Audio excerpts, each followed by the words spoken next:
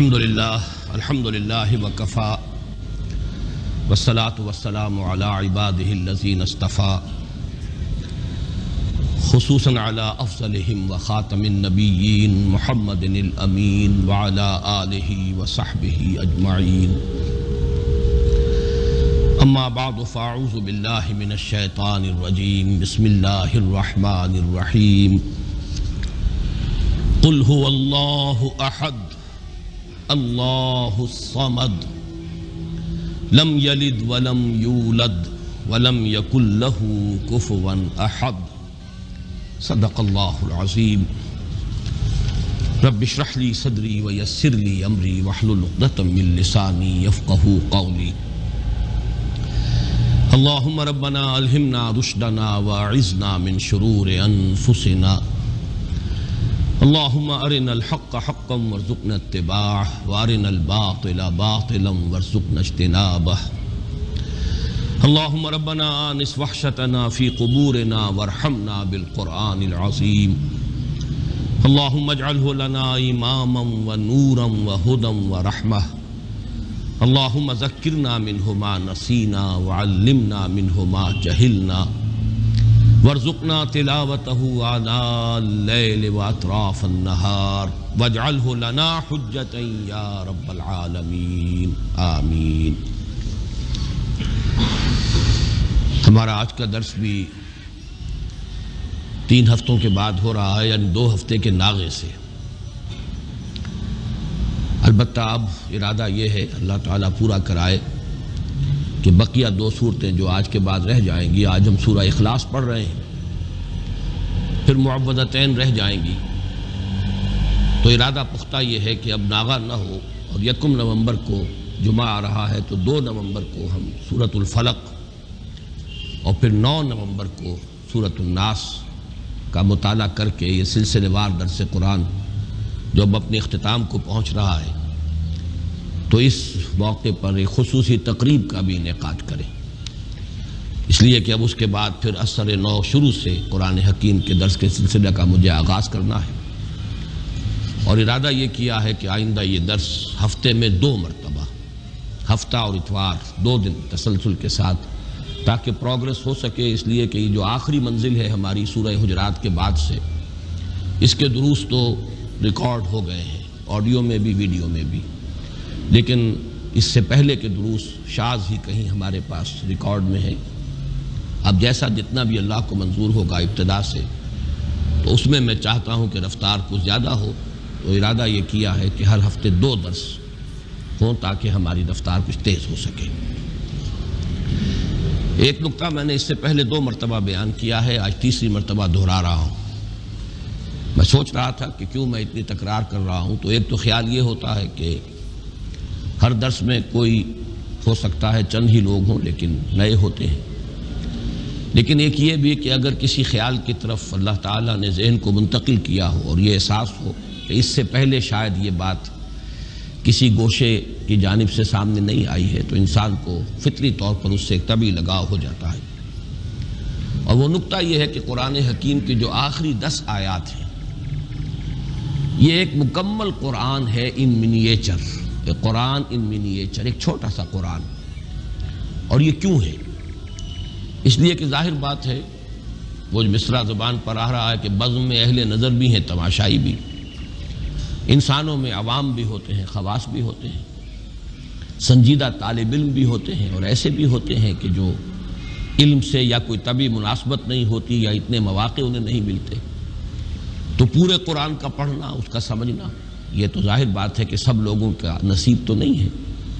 لیکن یہ کہ یہ 10 صورتیں چھوٹی چھوٹی صورتیں یہ ایسی ہیں کہ جو اکثر و بیشتر نمازوں میں پڑھی جاتی ہیں، عام آدمی بھی ذرا سا بھی اگر مس ہو، لگاؤ ہو، کوئی دلچسپی ہو دین سے، تو ان 10 صورتوں کو تو یاد کر لیتا ہے۔ یہی وجہ ہے کہ تراویح کی نماز میں جہاں کوئی حافظ نہیں ہوتے، یا آخری ایام جو ہوتے ہیں ختم قرآن کے بعد، پھر ان میں انہی 10 صورتوں کو 2 مرتبہ پڑھ کر 20 رکعتوں میں وہ جو تلاوت کی جاتی ہے۔ تو ان میں نے غور کیا تو نظر آیا کہ ایک تو دین کے جو تمام بنیادی تصورات ہیں وہ سب جمع ہو گئے، یہاں تک کہ جو بڑی اہم اصطلاحات ہیں، دین، دین کا بنیادی مفہوم کیا ہے، دین کا اصطلاحی مفہوم کیا ہے، دین کی نسبت اصلاً کس کی طرف ہے، مجازی نسبت کس کی طرف ہے، یہ سارے معاملات، رب کا مفہوم، ربوبیت کے تقاضے، یہ تمام عبادت جو گردان ہوئی ہے، قل یا ایھا الکافرون لا اعبد ما تعبدون ولا انتم عابدون ما اعبد ولا انا عابد ما عبدتم ولا انتم عابدون ما اعبد۔ اب آپ دیکھیے کہ وہ بنیادی اصطلاح ہے اور اس کو کس طریقے سے تکرار کے ساتھ سامنے لایا گیا ہے۔ صلاۃ، یہ بھی اس کے اندر، فویل للمصلین الذین هم عن صلاتهم ساہون، سورۃ الکوثر میں فصل لربک وانحر ان شانئک هو الابتر۔ تو واقعہ یہ ہے کہ اگر یہ 10 صورتیں بھی انسان نے پڑھ لی، اور ظاہر بات ہے سورہ فاتحہ تو ہر مسلمان جانتا ہی ہے، پڑھتا ہی ہے، ہر نماز کی رکعت میں پڑھتا ہے، لیکن یہ 10 صورتیں بھی اگر کوئی عام انسان سمجھ لے تو واقعہ یہ ہے کہ دین کے جو بنیادی تصورات ہیں اس کی گرفت میں آ جائیں گے، پھر ان کو یاد رکھنا آسان، ان کو دہراتے رہنا آسان۔ دوسرا اسی کا ذیلی نقطہ یہ ہے کہ اس میں ایک عجیب ترتیب مجھے محسوس ہوئی کہ پہلی 7 صورتوں کا تعلق در حقیقت سیرت النبی سے ہے، اور آخری 3 جن میں سے پہلی آج ہم پڑھ رہے ہیں، یہ دین کی بنیادی تعلیم جو ہے توحید۔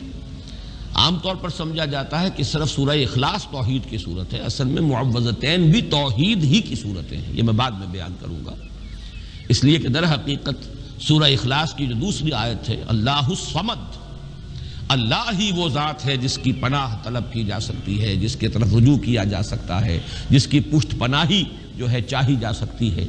یہ پناہ میں آنا، پشت پناہی طلب کرنا، یہی تو معوذتین کا مضمون ہے۔ تو معوذتین در حقیقت دونوں جو ہے اس اللہ الصمد ہی کی شرح پر مشتمل ہے، اور یہ وہ توحید عملی ہے۔ بہرحال 3 صورتیں آخری جو ہیں وہ تو توحید کا نہایت عظیم خزانہ۔ پہلی 7 صورتوں میں ایک عجیب حسن ترتیب کے ساتھ سیرت کے مضامین۔ کسی بھی انسانی شخصیت کی سیرت لکھی جائے، اس کی لائف بایوگرافی لکھی جائے، پہلی بات یہ ہوگی کب ولادت ہوئی، کہاں ولادت ہوئی۔ سورۃ الفیل کیا ہے؟ عام الفیل میں ولادت ہوئی ہے، اور وہ اصحاب الفیل کون تھے؟ جو خانہ کعبہ کو ڈھانے کے لیے ارادے سے آئے تھے، مکہ مکرمہ میں ہے، تو گویا کہ یہ حضور صلی اللہ علیہ وسلم کی ولادت کے ساتھ منسلک ہے سورۃ الفیل۔ پھر یہ کس قوم سے تھے، کس قبیلے سے تھے، کیا آپ کا خاندان کا حسب نسب کیا ہے؟ سورۃ القریش کیا ہے؟ قریش آپ کا قبیلہ ہے جس کے آپ ایک فرد ہیں، ان کا کیا مقام تھا، اللہ کے ان پر کیا احسانات تھے، کس طرح انہوں نے ان احسانات کی ناشکری کی ہے، یہ ہے سورۃ القریش کا مضمون۔ لإلاف قریش إلافهم رحلة الشتاء والصيف فليعبدوا رب هذا البيت الذي أطعمهم من جوع وآمنهم من خوف۔ پھر تیسری صورت، جس ماحول میں آپ پیدا کیے گئے، جہاں آپ کو اپنا عظیم فرض منصبی ادا کرنا تھا، اس کے کردار اور اخلاق کا عالم کیا تھا، یہ جو سورہ مبارکہ ہے۔ ارأیت الذی یکذب بالدین فذلک الذی یدعو الیتیم ولا یحض علی طعام المسکین فویل للمصلین الذین هم عن صلاتهم ساہون الذین هم یراؤون ویمنعون الماعون۔ یہ سارا کس کا بس بیان ہو رہا ہے؟ اہل مکہ کے حالات، ان کی اخلاقی پستی، دینی اعتبار سے جو زوال وہ آ چکا تھا، دین ابراہیمی کے جو مس کر چکے تھے، نماز کا حلیہ بگاڑ چکے تھے، کوئی نیکی تھی تو صرف ریاکاری کی نیکی تھی، حقیقت بر سے بالکل محروم۔ یہ وہ ماحول تھا جس میں کہ آپ کو یہ عظیم کام جو ہے سونپ کر بھیجا گیا، اصلاح کا اور انقلاب کا۔ پھر آپ کا ذاتی مقام و مرتبہ کیا ہے؟ انا اعطیناک الکوثر فصل لربک وانحر۔ اسی میں یہ کہ مخالفت ہوگی، لیکن آپ کے مخالفین خائب و خاسر ہوں گے، ناکام ہوں گے۔ ان شانئک هو الابتر۔ قل یا ایھا الکافرون کیا ہے؟ جب یہ مخالفت اور یہ تصادم، کشاکش حق و باطل کی اپنی انتہا کو پہنچ کر پھر ذرا نرمی پر آئی ہے اور مصالحت کی باتیں شروع ہوئی ہیں، تو یہ اعلان برات، قل یا ایھا الکافرون لا اعبد ما تعبدون ولا انتم عابدون ما اعبد۔ یوں سمجھیے کہ پورا مکی دور اس پہ آ گیا۔ اور آخری 2 صورتیں یہ انجام ہے، جیسا کہ میں عرض کر چکا ہوں، یہ ایک آیت کو 2 حصوں میں تقسیم کر دیجئے، جو سورہ بنی اسرائیل کی آیت ہے، قل جاء الحق وزهق الباطل اذا جاء نصر اللہ والفتح ورأیت الناس يدخلون فی دین اللہ افواجا۔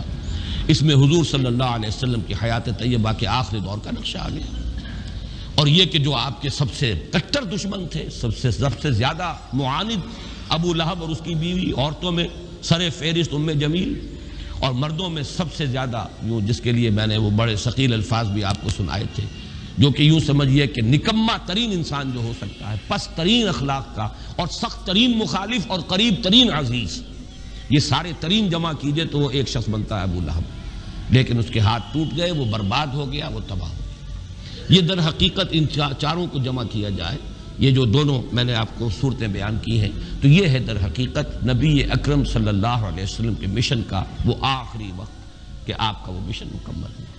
تو یہ 7 صورتیں در حقیقت حضور صلی اللہ علیہ وسلم کی سیرت کے ساتھ متعلق ہیں۔ باقی جو علم کے موتی ہیں، معرفت کے اعلیٰ علمی مضامین جو ہیں، وہ ان سے قطع نظر، وہ تو جو بھی ہے ہمارے ان دروس میں بیان ہو گئے ہیں۔ پھر آخری 3 صورتیں جو ہیں، یہ ہے در حقیقت دین کی اصل تعلیم، لب لباب، دین توحید ہے اسلام۔ توحید 4 آیات میں سورہ اخلاص کے، اور پھر توحید ہی کا ایک عکس ہے۔ اور یہ توحید کیا ہے؟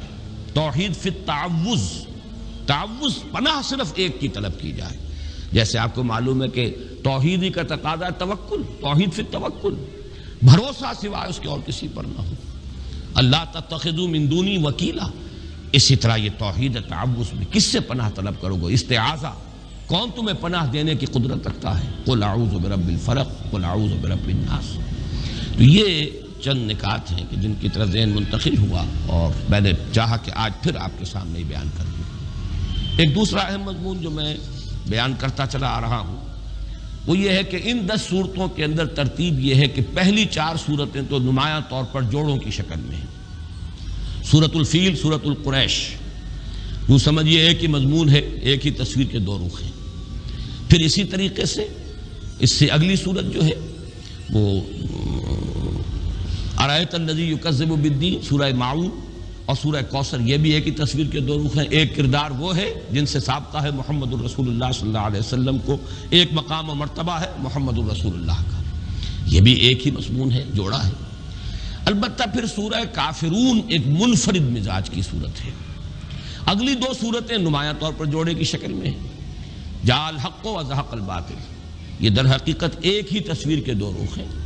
حق آ گیا، حق کو غلبہ ہو گیا، اللہ کی مدد آ گئی، اللہ کی نصرت آ گئی، اور لوگوں کو دیکھا کہ وہ فوج در فوج داخل ہو رہے ہیں اللہ کے دین میں۔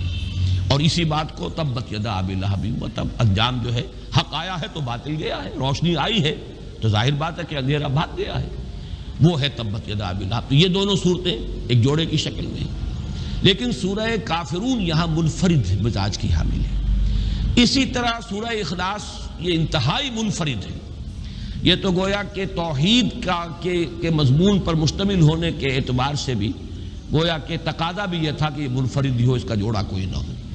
اس سے بھی آپ کو معلوم ہے سورہ یاسین، یہ جب ہم وہ حصہ پڑھ رہے تھے قرآن مجید کا تو میں نے بیان کیا تھا اس کا کوئی جوڑا نہیں، وہ قلب کے مانند ہے۔ وہ جو صورتیں وہاں 13 صورتیں آئی ہیں، ان میں یہ درمیان میں یہ سورہ مبارکہ جو ہے ان کو اس طریقے سے رکھا گیا ہے، بلکہ 21 صورتیں ہیں، وہ دو گروپس جو ہیں مکی صورتیں، 10 ادھر اور پھر 10 ادھر، درمیان میں یہ سورہ یاسین ہے پریزائڈنگ پوزیشن میں، اور وہ بالکل منفرد ہے۔ اسی طرح سورہ اخلاص منفرد ہے۔ اگلی 2 صورتوں کو اندھا بھی جانتا ہے کہ یہ جوڑا ہے، معوذتین نام ہی ان کا جو ہے، 2 صورتیں جن میں تعوذ کی تلقین ہوئی ہے، قل اعوذ برب الفلق، قل اعوذ برب الناس۔ تو یوں سمجھئے کہ یہ آخری 6 صورتیں جو ہیں 2 سہ سوروں کی شکل میں ہیں۔ یہ سہ سوروں کی شکل میں ہونے سے اب ایک نقشہ بھی میں نے بلکہ آج اپنے کاغذ پر تو کھینچا تھا کہ اگر آپ 2 مثلثیں ساتھ ساتھ ڈرا کر لیں، ایک مثلث ادھر ہے، ایک مثلث ادھر ہے، تو یہ سہ سوروں کو ریپرزنٹ کریں گی۔ پہلا سہ سورہ ہے کافرون، نصر اور لہب۔ کافرون ہے اوپر پریزائڈنگ پوزیشن میں، اور اس کے ساتھ متعلق ہے جوڑے کی شکل میں سورۃ اللہب اور سورۃ النصر۔ ساتھ ہی دوسری مثلث ہے سورہ اخلاص، یہ ہے پریزائڈنگ پوزیشن میں، اور ان کے ساتھ جوڑا منسلک ہے معوذتین۔ اگر ان دونوں ٹرائنگلز کو، دونوں مثلثوں کو آپ برابر برابر رکھیں گے تو خود بخود ایک بات ابھرے گی، اور وہ میں اب چاہوں گا کہ اسے دوسرے اعتبارات سے بھی بہت واضح کر کے آپ کے سامنے رکھوں، کہ پھر بڑا گہرا ربط قائم ہو جاتا ہے سورہ کافرون میں اور سورہ اخلاص میں۔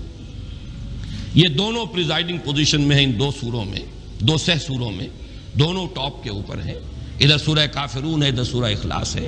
کافرون کے ساتھ متعلق سورۃ النصر، سورۃ اللہب، سورۃ الاخلاص کے ساتھ متعلق سورۃ الفلق، سورۃ الناس۔ یہ دونوں جو ٹاپ پر ہیں، ان کے مابین جو ربط ہے ذرا اس کو آپ سمجھیے کہ کس کس اعتبار سے۔ اب نوٹ کیجئے، حضور کا عام طور پر معمول جو تھا، قرآن مجید کی قرأت جو آپ نماز میں کیا کرتے تھے، تو وہ قریب کے جوڑے آپ لیتے تھے، سورۃ الاعلیٰ اور سورۃ الغاشیہ۔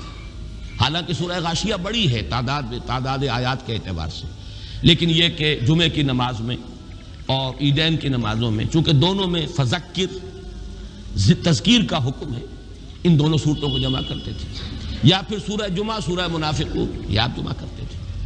لیکن بعض جگہوں پر آپ کا ہم نے معمول دیکھا کہ اس اصول سے ہٹ کر کہیں سے ایک صورت لی ہے، کہیں سے دوسری لی ہے، تو اس میں بھی کوئی نہ کوئی مناسبت ہوتی ہے۔ سورہ کافرون اور سورہ اخلاص کا عجیب معاملہ ہے کہ اہم ترین جو سنتیں ہمارے ہاں نماز کی جو شمار ہوتی ہیں، ان میں حضور کا معمول ان دونوں کو جمع کرنے کا ہے۔ فجر کی 2 سنتیں، پہلی رکعت میں سورہ کافرون، دوسری میں سورہ اخلاص، درمیان میں 2 سورتیں چھوڑ دی آپ۔ اسی طریقے سے طواف کی 2 رکعتیں بہت مشہور، بہت ہے، طواف کے ساتھ ان کا ایک بڑا گہرا ربط، پہلی میں سورہ کافرون، دوسری میں سورہ اخلاص۔ یہ جو ربط اور تعلق ہے، اس کو اچھی طریقے سے سمجھ لیجئے کہ ان میں بڑی یعنی گہری مناسبت ہے ان دونوں صورتوں کے اندر۔ اور اسی کے ساتھ نوٹ کیجئے، یہی 2 صورتیں ہیں جن کے نام بے شمار ہیں اور ایک نام مشترک ہے۔ سورہ کافرون کے بارے میں یہ بات میں اس وقت بتانا بھول گیا کہ اس کا نام سورۃ الاخلاص بھی ہے۔ سورہ اخلاص ان دونوں صورتوں کا نام ہے، ویسے وہ زیادہ مشہور سورہ کافرون کے نام سے، لیکن یہ کہ اس کے بھی نام بہت ہیں، اس کے بھی نام بہت ہیں۔ آج جو میں اس سورہ مبارکہ کے نام ہے وہ تو میں بعد میں آپ کو گنواؤں گا بھی، سورہ اخلاص کے نام۔ اور یہ عربوں کے اس مزاج کے مطابق ان کا ایک ذوق تھا، جس چیز سے انہیں زیادہ محبت ہوتی تھی، جس چیز کی زیادہ عظمت ہوتی تھی، اس کے نام بہت زیادہ رکھ دیتے تھے، مختلف پہلوؤں سے، مختلف صفات کے اعتبار سے۔ شیر کے آپ کو لیے ہزاروں لفظ مل جائیں گے، اب شیر کی ہر ادا کے اعتبار سے اس کا ایک علیحدہ نام ہو جائے گا، تلوار کے لیے، گھوڑے کے لیے، بے شمار ان کے نام ہوں گے۔ اسی طرح جن صورتوں سے خصوصی محبت تھی صحابہ کرام کو، تو ان صورتوں کے انہیں نام رکھے، ایک سے بہت زیادہ۔ ان دونوں صورتوں کا یہ بھی وصف مشترک ہے۔ الاخلاص دونوں کا نام ہے، المقشقشہ نام دونوں کا ہے۔ اچھا، اس میں جو اصل ربط ہے اس کو آپ پہچانیے، مانوی ربط۔ یہ سورہ کافرون اور سورہ اخلاص کے مابین بڑی یعنی مانوی جو ان دونوں کا ربط ہے، اس کے اعتبار سے اہم بات ہے کہ سورہ کافرون میں ما اعبد، جسے میں پوجتا ہوں، یہ 2 مرتبہ آیا۔ تم نہیں پوجو گے جسے میں پوجتا ہوں، یا تم نہیں پوجتے ہو جسے میں پوجتا ہوں، اور میں نہیں پوجوں گا جسے تم پوجتے ہو، اور میں نہیں پوجتا جنہیں تم پوجتے ہو۔ ایک فطری سوال اٹھتا ہے کہ آپ کسے پوجتے ہیں؟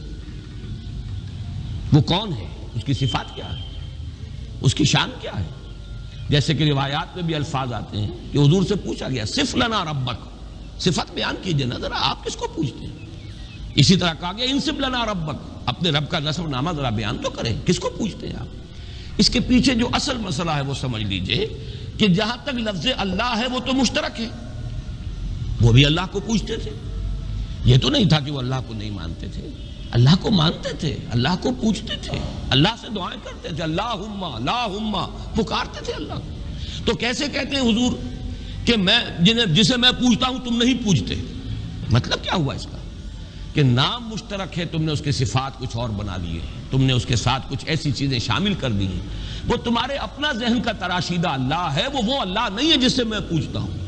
کہ یاراں دیگرے رامی پرستند، نام مشترک ہے لیکن میں اس اللہ کو نہیں پوچھتا جسے تم پوچھتے ہو، وہ اللہ کوئی اور اللہ ہے، وہ تمہارے ذہن کا تراشیدہ اللہ ہے، اس کی صفات تم نے خود کوئی گھڑ لی ہے، اس کو تم نے گرا دیا ہے، مخلوقات کی صف میں لا کے کھڑا کر دیا، وہ میرا معبود نہیں ہے، میرا معبود کوئی اور ہے۔ نام سے دھوکہ نہ کھاؤ، نام مشترک ہے لیکن ان کا مدلول، اس نام کا اصل مصداق، اس نام سے مراد، اس نام کا مسمى بالکل جدا ہے۔ وہ ہے در حقیقت، وہ کون ہے؟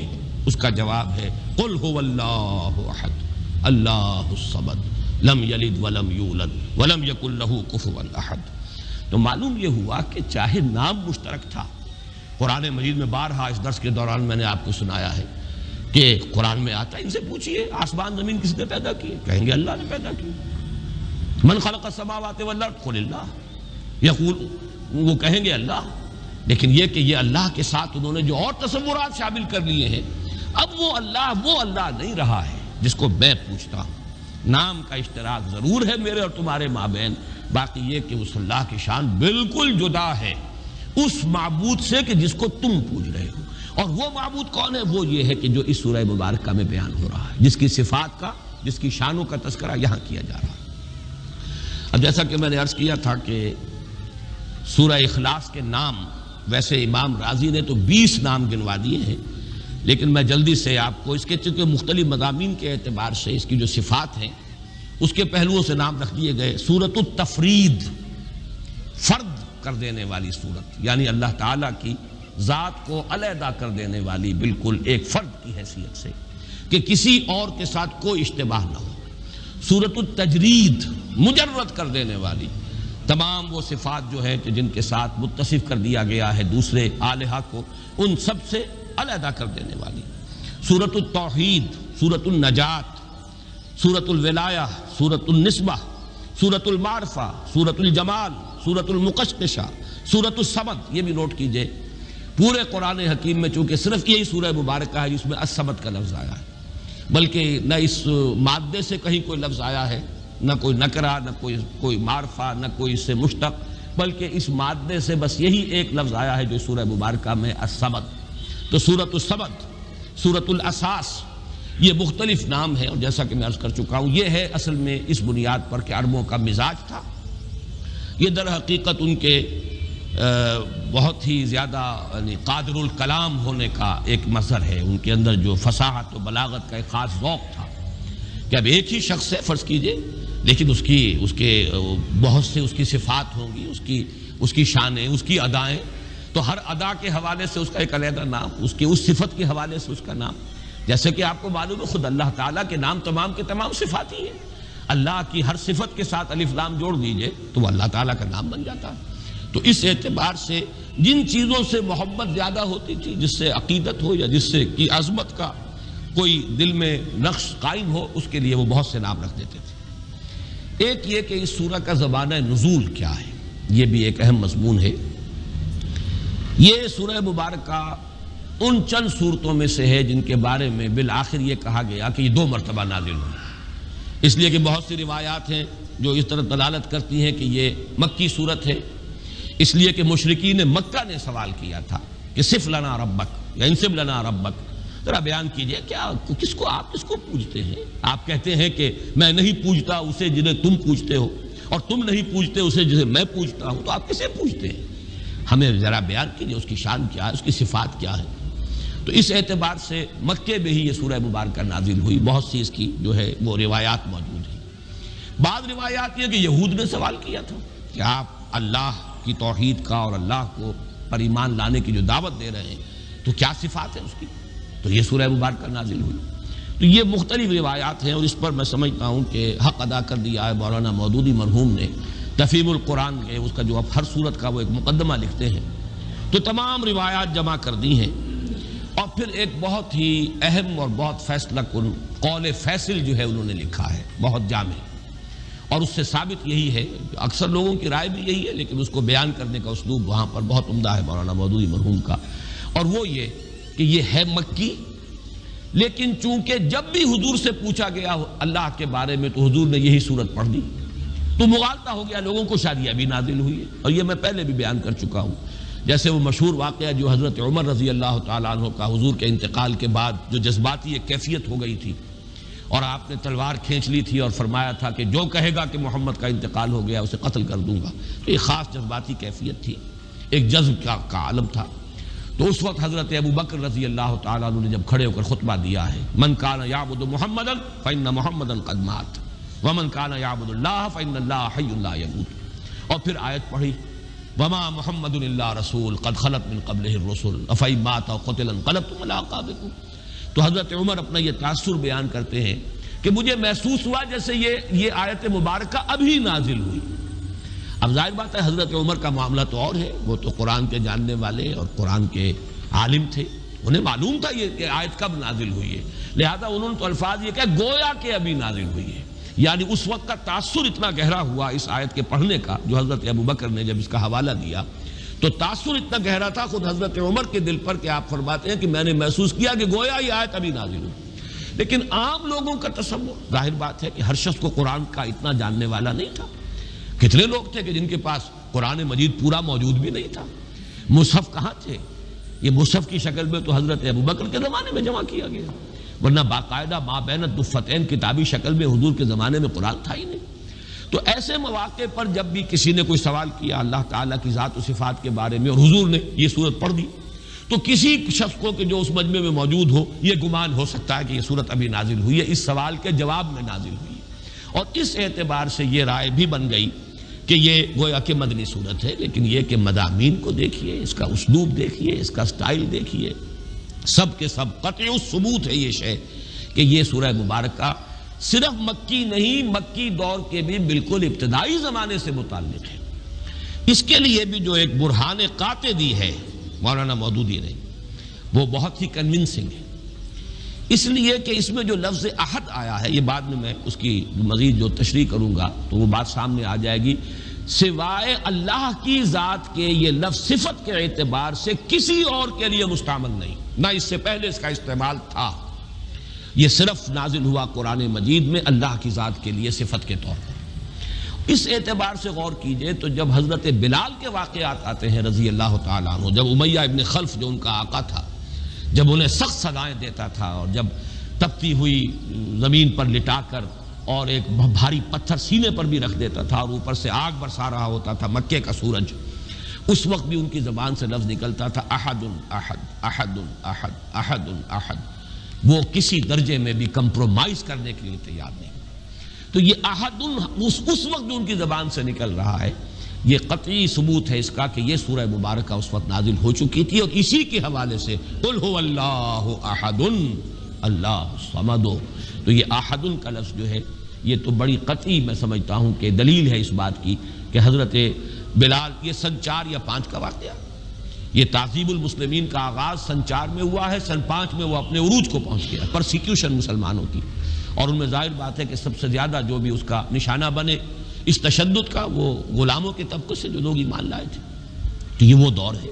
تو اس سے یہ ثبوت اس کا بالکل واضح طور پر مل گیا کہ یہ مکی صورت ہے، البتہ چونکہ اس کا بہت سے مواقع پر حوالہ آیا ہوگا بالکل فطری طور پر کہ جب بھی اللہ کی ذات و صفات کا معاملہ زیر بحث آیا، یقیناً حضور نے یہی سورہ مبارکہ پڑھ دی، اور یہی سب سے مختصر صورت بھی ہے اور بہت جامع بھی ہے۔ اس اعتبار سے کچھ حضرات کو اگر یہ مغالطہ ہو گیا ہو کہ یہ مدینے میں نازل ہوئی ہے تو وہ بات قرین قیاس سے سمجھ میں آتی ہے۔ ایک اور موضوع میں چاہتا ہوں وہ بھی آپ کے سامنے واضح ہو جائے، پہلے بھی میں نے کہا لفظ استعمال کیے، جس چیز سے عربوں کو خاص محبت ہو جاتی تھی اس کے نام بہت سے رکھتے تھے، اس سورہ مبارکہ سے صحابہ کرام کو جس درجے شغف تھا، جتنی محبت تھی، اس کے ضمن میں کچھ واقعات بیان ہوئے۔ ایک روایت کے جو بخاری اور مسلم دونوں میں ہے اور اس کی راویہ ہیں حضرت عائشہ صدیقہ رضی اللہ تعالی عنہا، اس میں واقعہ بیان ہوا ہے کہ حضور نے کوئی دستہ بھیجا کسی مہم پر، اور ایک اس کے سردار ظاہر بات ہے امیر تھے، امیر الجیش، اب جہاں بھی نماز پڑھی جاتی تھی تو وہی امیر امام بھی ہوتے تھے، تو وہ ہر رکعت میں چاہے اور قرآن مجید کا کوئی حصہ پڑھے لیکن آخر میں قل هو اللہ احد ضرور پڑھتے تھے۔ کچھ لوگوں نے منع کیا یہ آپ کیوں کرتے ہیں، یا تو پھر قل هو اللہ احد ہی پڑھیے، یا یہ کہ جب آپ نے کچھ اور آیتیں پڑھ لی ہیں تو جو تقاضا ہے نماز کی ہر رکعت میں قرآن مجید کے پڑھنے کا وہ پورا ہو گیا، تو ہر رکعت میں آپ کیوں یہ سورہ اخلاص بھی تلاوت کرتے ہیں؟ تو انہوں نے کہا بھائی مجھے اس سے بڑی محبت ہے اور میں نہیں پڑھ سکتا قرآن مجید کی، یعنی نماز کی کوئی رکعت میرے لیے ممکن نہیں ہے کہ اس صورت کے بغیر۔ پھر واپس آ گئے تو حضور سے شکایت کی گئی کہ یہ کرتے تھے وہ، یعنی شکایت کی گئی یا بتایا گیا تاکہ حضور کی رائے معلوم ہو کہ آیا وہ صحیح کرتے تھے یا غلط کرتے تھے۔ تو حضور نے پوچھا کہ ان سے تم نے یہ بھی سوال کیا کہ ایسا کیوں کرتے ہیں؟ تو انہوں نے جواب دیا جی ہاں ہم نے پوچھا تھا، وہ کہتے ہیں مجھے اس سے بہت محبت ہے اس سورہ مبارکہ سے۔ تو حضور نے فرمایا یہ الفاظ نوٹ کر لیجئے، اخبروہ ان اللہ تعالی یحبہ، اسے خبر دے دو، خوشخبری دے دو کہ اگر اسے اس سورت سے محبت ہے تو اللہ اس سے محبت کرتا ہے۔ یہ اس سورہ مبارکہ کی شان ہے۔ جیسے میں نے وہ سورۃ العصر والا جو کتاب چاہے اس میں وہ روایت نقل کی ہے کہ حضور کے صحابہ کا یہ معمول تھا، کان الرجلان من اصحاب النبی صلی اللہ علیہ وسلم اذا التقیا لم يتفرقا حتى يقرأ احدهما على الاخر سورۃ العصر۔ جب کوئی دو صحابی آپس میں ملاقات فرماتے تھے تو ایک دوسرے سے جدا نہیں ہوتے تھے جب تک سورۃ العصر نہ پڑھ لیں۔ تو چونکہ وہ ہدایت، عملی ہدایت، وہ زندگی کے اندر کیا رخ اختیار کرنا ہے، اس کے اعتبار سے جامع ترین سورت جو ہے وہ سورۃ العصر ہے۔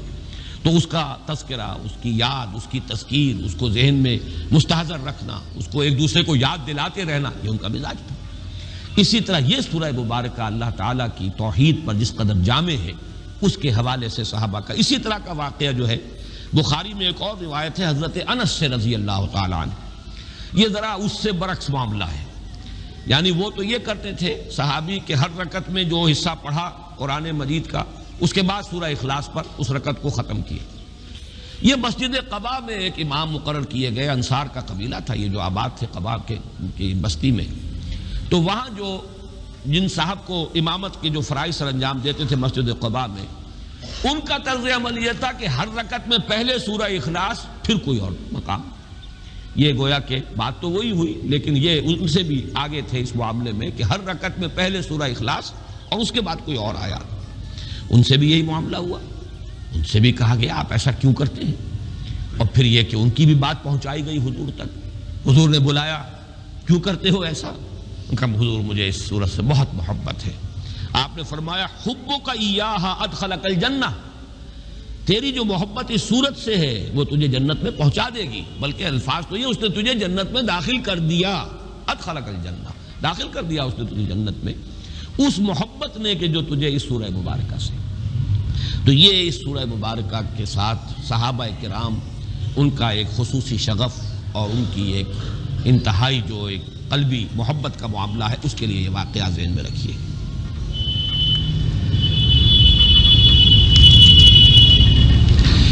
اس صورت کے بارے میں ویسے تعجب کے ساتھ بیان کر رہا ہوں کہ مولانا اصلاحی صاحب نے ایک جملہ لکھا ہے، بعض لوگ اسے ثلث قرآن کے مساوی قرار دیتے ہیں، حالانکہ صحیح ترین روایات میں یہ خود حضور کا قول ہے۔ یعنی مجھے حیرانگی اس پر ہے کہ اتنی صحیح، اچھا قول قبول بھی کر رہے ہیں، اس کی توجیہ بھی بیان کر رہے ہیں۔ یہ ثلث قرآن کیوں ہے؟ اس لیے ہے کہ اگر دین کا آپ تجزیہ کریں گے، دین کی جڑ و بنیاد ایمان ہے، ایمان کے 3 اجزاء ہیں، توحید، معاد اور رسالت۔ یہ 3 بنیادی آرٹیکلز آف فیتھ جنہیں آپ کہیں گے، ان کا نام مجموعی ایمان ہے۔ ایمان جڑ ہے، دین کی بنیاد ہے۔ لہذا جب 3 میں سے ایک کے اوپر یہ نہایت جامع صورت ہو گئی تو معلوم یہ ہوا کہ پھر یہ ثلث قرآن کے مسائل توجیہ بھی کر رہے ہیں، قول بھی نقل کر رہے ہیں، لیکن وہ قول جو محمد الرسول اللہ صلی اللہ علیہ وسلم کا ہے اور جو صحیح ترین احادیث میں وارد ہوا ہے، اس کی طرف بھی حوالہ اس طرح دینا یہ مجھے سمجھ میں نہیں آتا ہے۔ ظاہر بات ہے کہ یہ تفسیر کا حصہ، تدبر قرآن کا یہ حصہ مولانا اصلاحی صاحب نے اب اس عمر کو پہنچ کر لکھا ہے جس میں قوا ضعیف ہو جاتے ہیں، اور معلوم ایسا ہوتا ہے کہ کچھ حدیث نبوی سے کچھ ایسا بعد پیدا ہو چکا تھا مزاج میں کہ جہاں انہیں اختلاف ہے وہاں تو ظاہر بات ہے کہ وہ جس حدیث کو بھی چاہیں اٹھا کر پھینک دیں، وہ تو اس لیے کہ اختلاف ہے انہیں، اس کے اوپر جو جرح کرنی ہو، جو نقد کرنی ہو، لیکن جہاں اتفاق ہے اس مضمون سے اتفاق ہے جو اس حدیث میں بیان ہوا، لیکن اس کا حوالہ بھی حدیث کے اعتبار سے نہیں دے رہے، میں اس پر سوائے تعجب کے اور کسی بات کا اظہار نہیں کر سکتا۔ اس کو ثلث قرآن قرار دیا خود محمد الرسول اللہ صلی اللہ علیہ وسلم۔ یہ روایت مسلم، صحیح مسلم میں ہے حضرت ابو الدرداء رضی اللہ تعالی عنہ سے، اور صحیح بخاری میں ہے حضرت ابو سعید الخدری رضی اللہ تعالی عنہ سے، اور حضرت ابن عباس اور حضرت انس سے بھی مروی ہے۔ مختلف روایات دوسری اور جو صحائف ستہ کی کتابیں ہیں، بقیہ جو ہیں 4 کتابیں، ان میں روایات ہیں بہت سے صحابہ سے، اور اس میں یہ ہے کہ حضور نے فرمایا کہ کیا تم میں سے کسی شخص کے لیے یہ ممکن نہیں ہے کہ ہر رات 1/3 قرآن پڑھ لیا کرے؟ تو صحابہ نے عرض کیا حضور کس کے لیے یہ ممکن ہے؟ ظاہر بات ہے مشقت ہے، دن کی محنت ہے، وہاں کوئی اس طرح کے مرفہ الحال لوگ تو شاذ ہی کوئی ہوں گے، بڑی محنت اور مشقت کے ساتھ اپنے معاش کا معاملہ چلتا تھا۔ ثلث قرآن، 1/3 قرآن، 10 پارے قرآن ہر رات کو پڑھنا کس کے لیے ممکن ہے؟ تو آپ نے فرمایا سورہ اخلاص پڑھ لیا کرو، وہ ثلث قرآن کے مساوی۔ اب یہ جو یعنی حدیث ہے جو اس سورہ مبارکہ کی عظمت اور اس کی فضیلت کو بیان کر رہی ہے، یہ حدیث جیسا کہ میں نے آپ کو بتایا مسلم شریف میں ہے، حضرت ابو الدرداء سے، بخاری شریف میں ہے، حضرت ابو سعید خدری سے، اور بقیہ کتابوں میں بھی ہے بہت سے صحابہ سے۔ اور اس کی وجہ کیا ہے؟ وجہ یہ ہے کہ یہ توحید کے موضوع پر جامع ترین صورت ہے۔ یہ میں اصل میں مضمون ذرا آج کے درس کے اختتام پر چاہتا ہوں لانا۔ ویسے یہاں صرف اشارہ کر دوں کہ آج سے کوئی 15 یا 17 سال قبل میں نے ایک تقریر ریڈیو پر کی تھی آیت الکرسی پر، وہ چھپی ہوئی بھی ہے۔ اس میں نے ایک بات کہی تھی جس کی میں اس وقت اصلاح کرنا چاہتا ہوں کہ اس میں مجھ سے ایک غلطی ہوئی بیان کرنے میں۔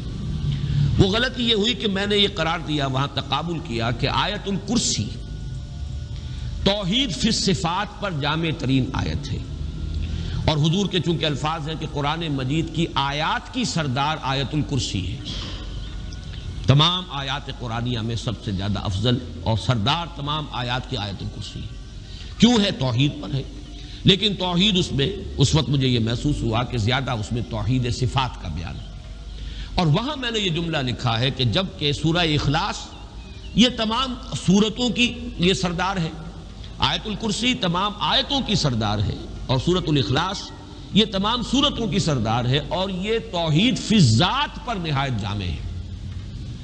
اس میں جو میں اصلاح کر رہا ہوں وہ یہ ہے کہ یہ سورہ مبارکہ صرف توحید فی الذات کے نہیں، یہ توحید فی الذات، توحید فی الحقوق، توحید فی الصفات، توحید عملی، اور سب سے اونچی توحید ایک ہے توحید وجودی، ان تمام کو اپنے اندر جمع کرنے والی صورت ہے۔ واقعہ یہ ہے کہ یہ جب تک بات سامنے نہیں آئے گی، اس کی عظمت، اس درجے، اس کے ساتھ صحابہ کی محبت، ثلث قرآن کے مساوی اس کا قرار دے دینا، جب تک کہ یہ تمام پہلو جو ہے توحید کے وہ سامنے نہ آ جائیں کہ اس ایک صورت میں اللہ تعالیٰ نے جمع کر دیا ہے، تو یہ اس کی عظمت نکھر کر سامنے نہیں آتی۔ اور یہ قول مبارک نبی اکرم صلی اللہ علیہ وسلم کا کہ یہ ثلث قرآن کے مساوی ہے، اس کی صحیح توجیہ جو ہے، ویسے یہ کہ مستند ہے ان کا فرمایا ہوا، حضور نے جو بات کہی سر آنکھوں پر، لیکن یہ کہ اس بات پر ایک انشراح ہو، علی وجہ البصیرت ایک انسان پہچانے کہ ہاں یہی بات ہے اور یہ اس بنیاد پر ہے، تو یہ بات نہیں حاصل ہو سکتی جب تک کہ یہ بات سامنے نہ آ جائے کہ یہ چاروں قسم کی توحیدیں، توحید وجودی، توحید عملی، توحید ذاتی، توحید صفاتی، ایک ایک آیت میں ایک ایک توحید کو نہایت ہی مختصر بلکہ گنتی کے الفاظ کے اندر جمع کر دیا گیا ہے۔ اب آئیے ہم اس سورہ مبارکہ کا لفظ برس مطالعہ شروع کرتے ہیں۔ قل هو اللہ احد، کہہ دو وہ اللہ ایک ہے یا یکتا ہے یا اکیلا ہے یا بے ہمہ ہے، سب سے الگ ہے۔ یہ میں نے چند جملے جو ہیں علیحدہ علیحدہ بیان کیے ہیں، احد کی تعبیر میں جو مختلف اسلوب اختیار کیے گئے ہیں میں نے ان سب کو آپ کے سامنے پیش کر دیا۔ پہلے تو اس جملے کی ترکیب کے بارے میں رائے سمجھ لیجئے۔ ایک رائے یہ ہے کہ قل، اس کے بعد ہوا جو ہے یہ ضمیر شان ہے، یہ ترکیب کے اندر شمار میں نہیں آئے گی۔ مبتدا ہے اللہ، احد خبر ہے، اللہ مبتدا، احد خبر، جملہ خبریہ بن گیا، جملہ اسمیہ خبریہ۔ اور یہ ہوا جو ہے یہ صرف اضافی طور پر ضمیر شان کی حیثیت سے آئی۔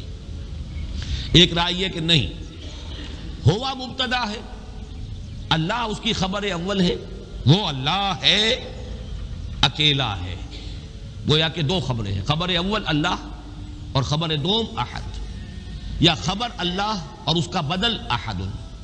یہ دو انداز ہیں ترکیب کے کہ جو اس ایک جملے کے کیے گئے ہیں، اور اس کے اندر دونوں کے اندر پورے دلائل موجود ہیں، اور مفہوم اور مدلول کے اعتبار سے ان میں کوئی خاص فرق واقع نہیں ہوتا۔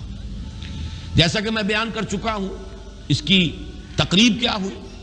میرے نزدیک اس کی صحیح ترین تقریب جڑتی ہے سورہ کافرون سے، اور خاص طور پر حضور کے اس فرمانے سے، میں نہیں پوچھتا جسے تم پوچھتے ہو۔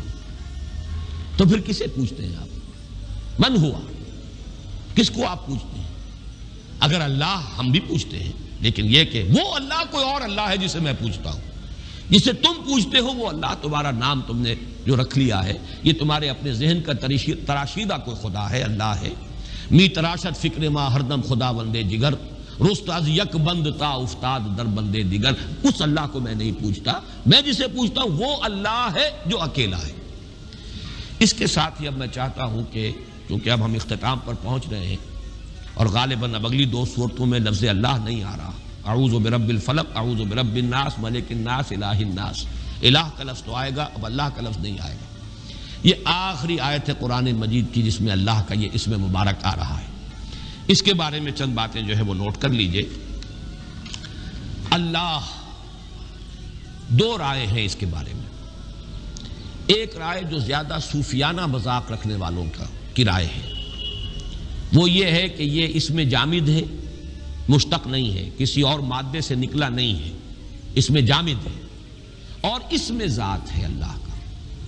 اسم ذات لاہور شہر کا نام ہے، بس اب اس کو کہاں سے نکلا، کیا نکلا کہیں سے نہیں ہے، تو ایک علامت کے طور پر ہے. اس کو اسم جامد کہتے ہیں. مشتق وہ ہے جو کسی مادے سے نکلا ہو، فعل سے فاعل اور مفعول اور فعال یہ سب کے سب بنتے چلے گئے، استفعال یہ سب کے سب اس سے مشتق ہے. علم سے عالم، علامہ، علیم، متعلم یہ سب کے سب آ گئے، معلم یہ سب مشتق ہے، مادہ علم ہے.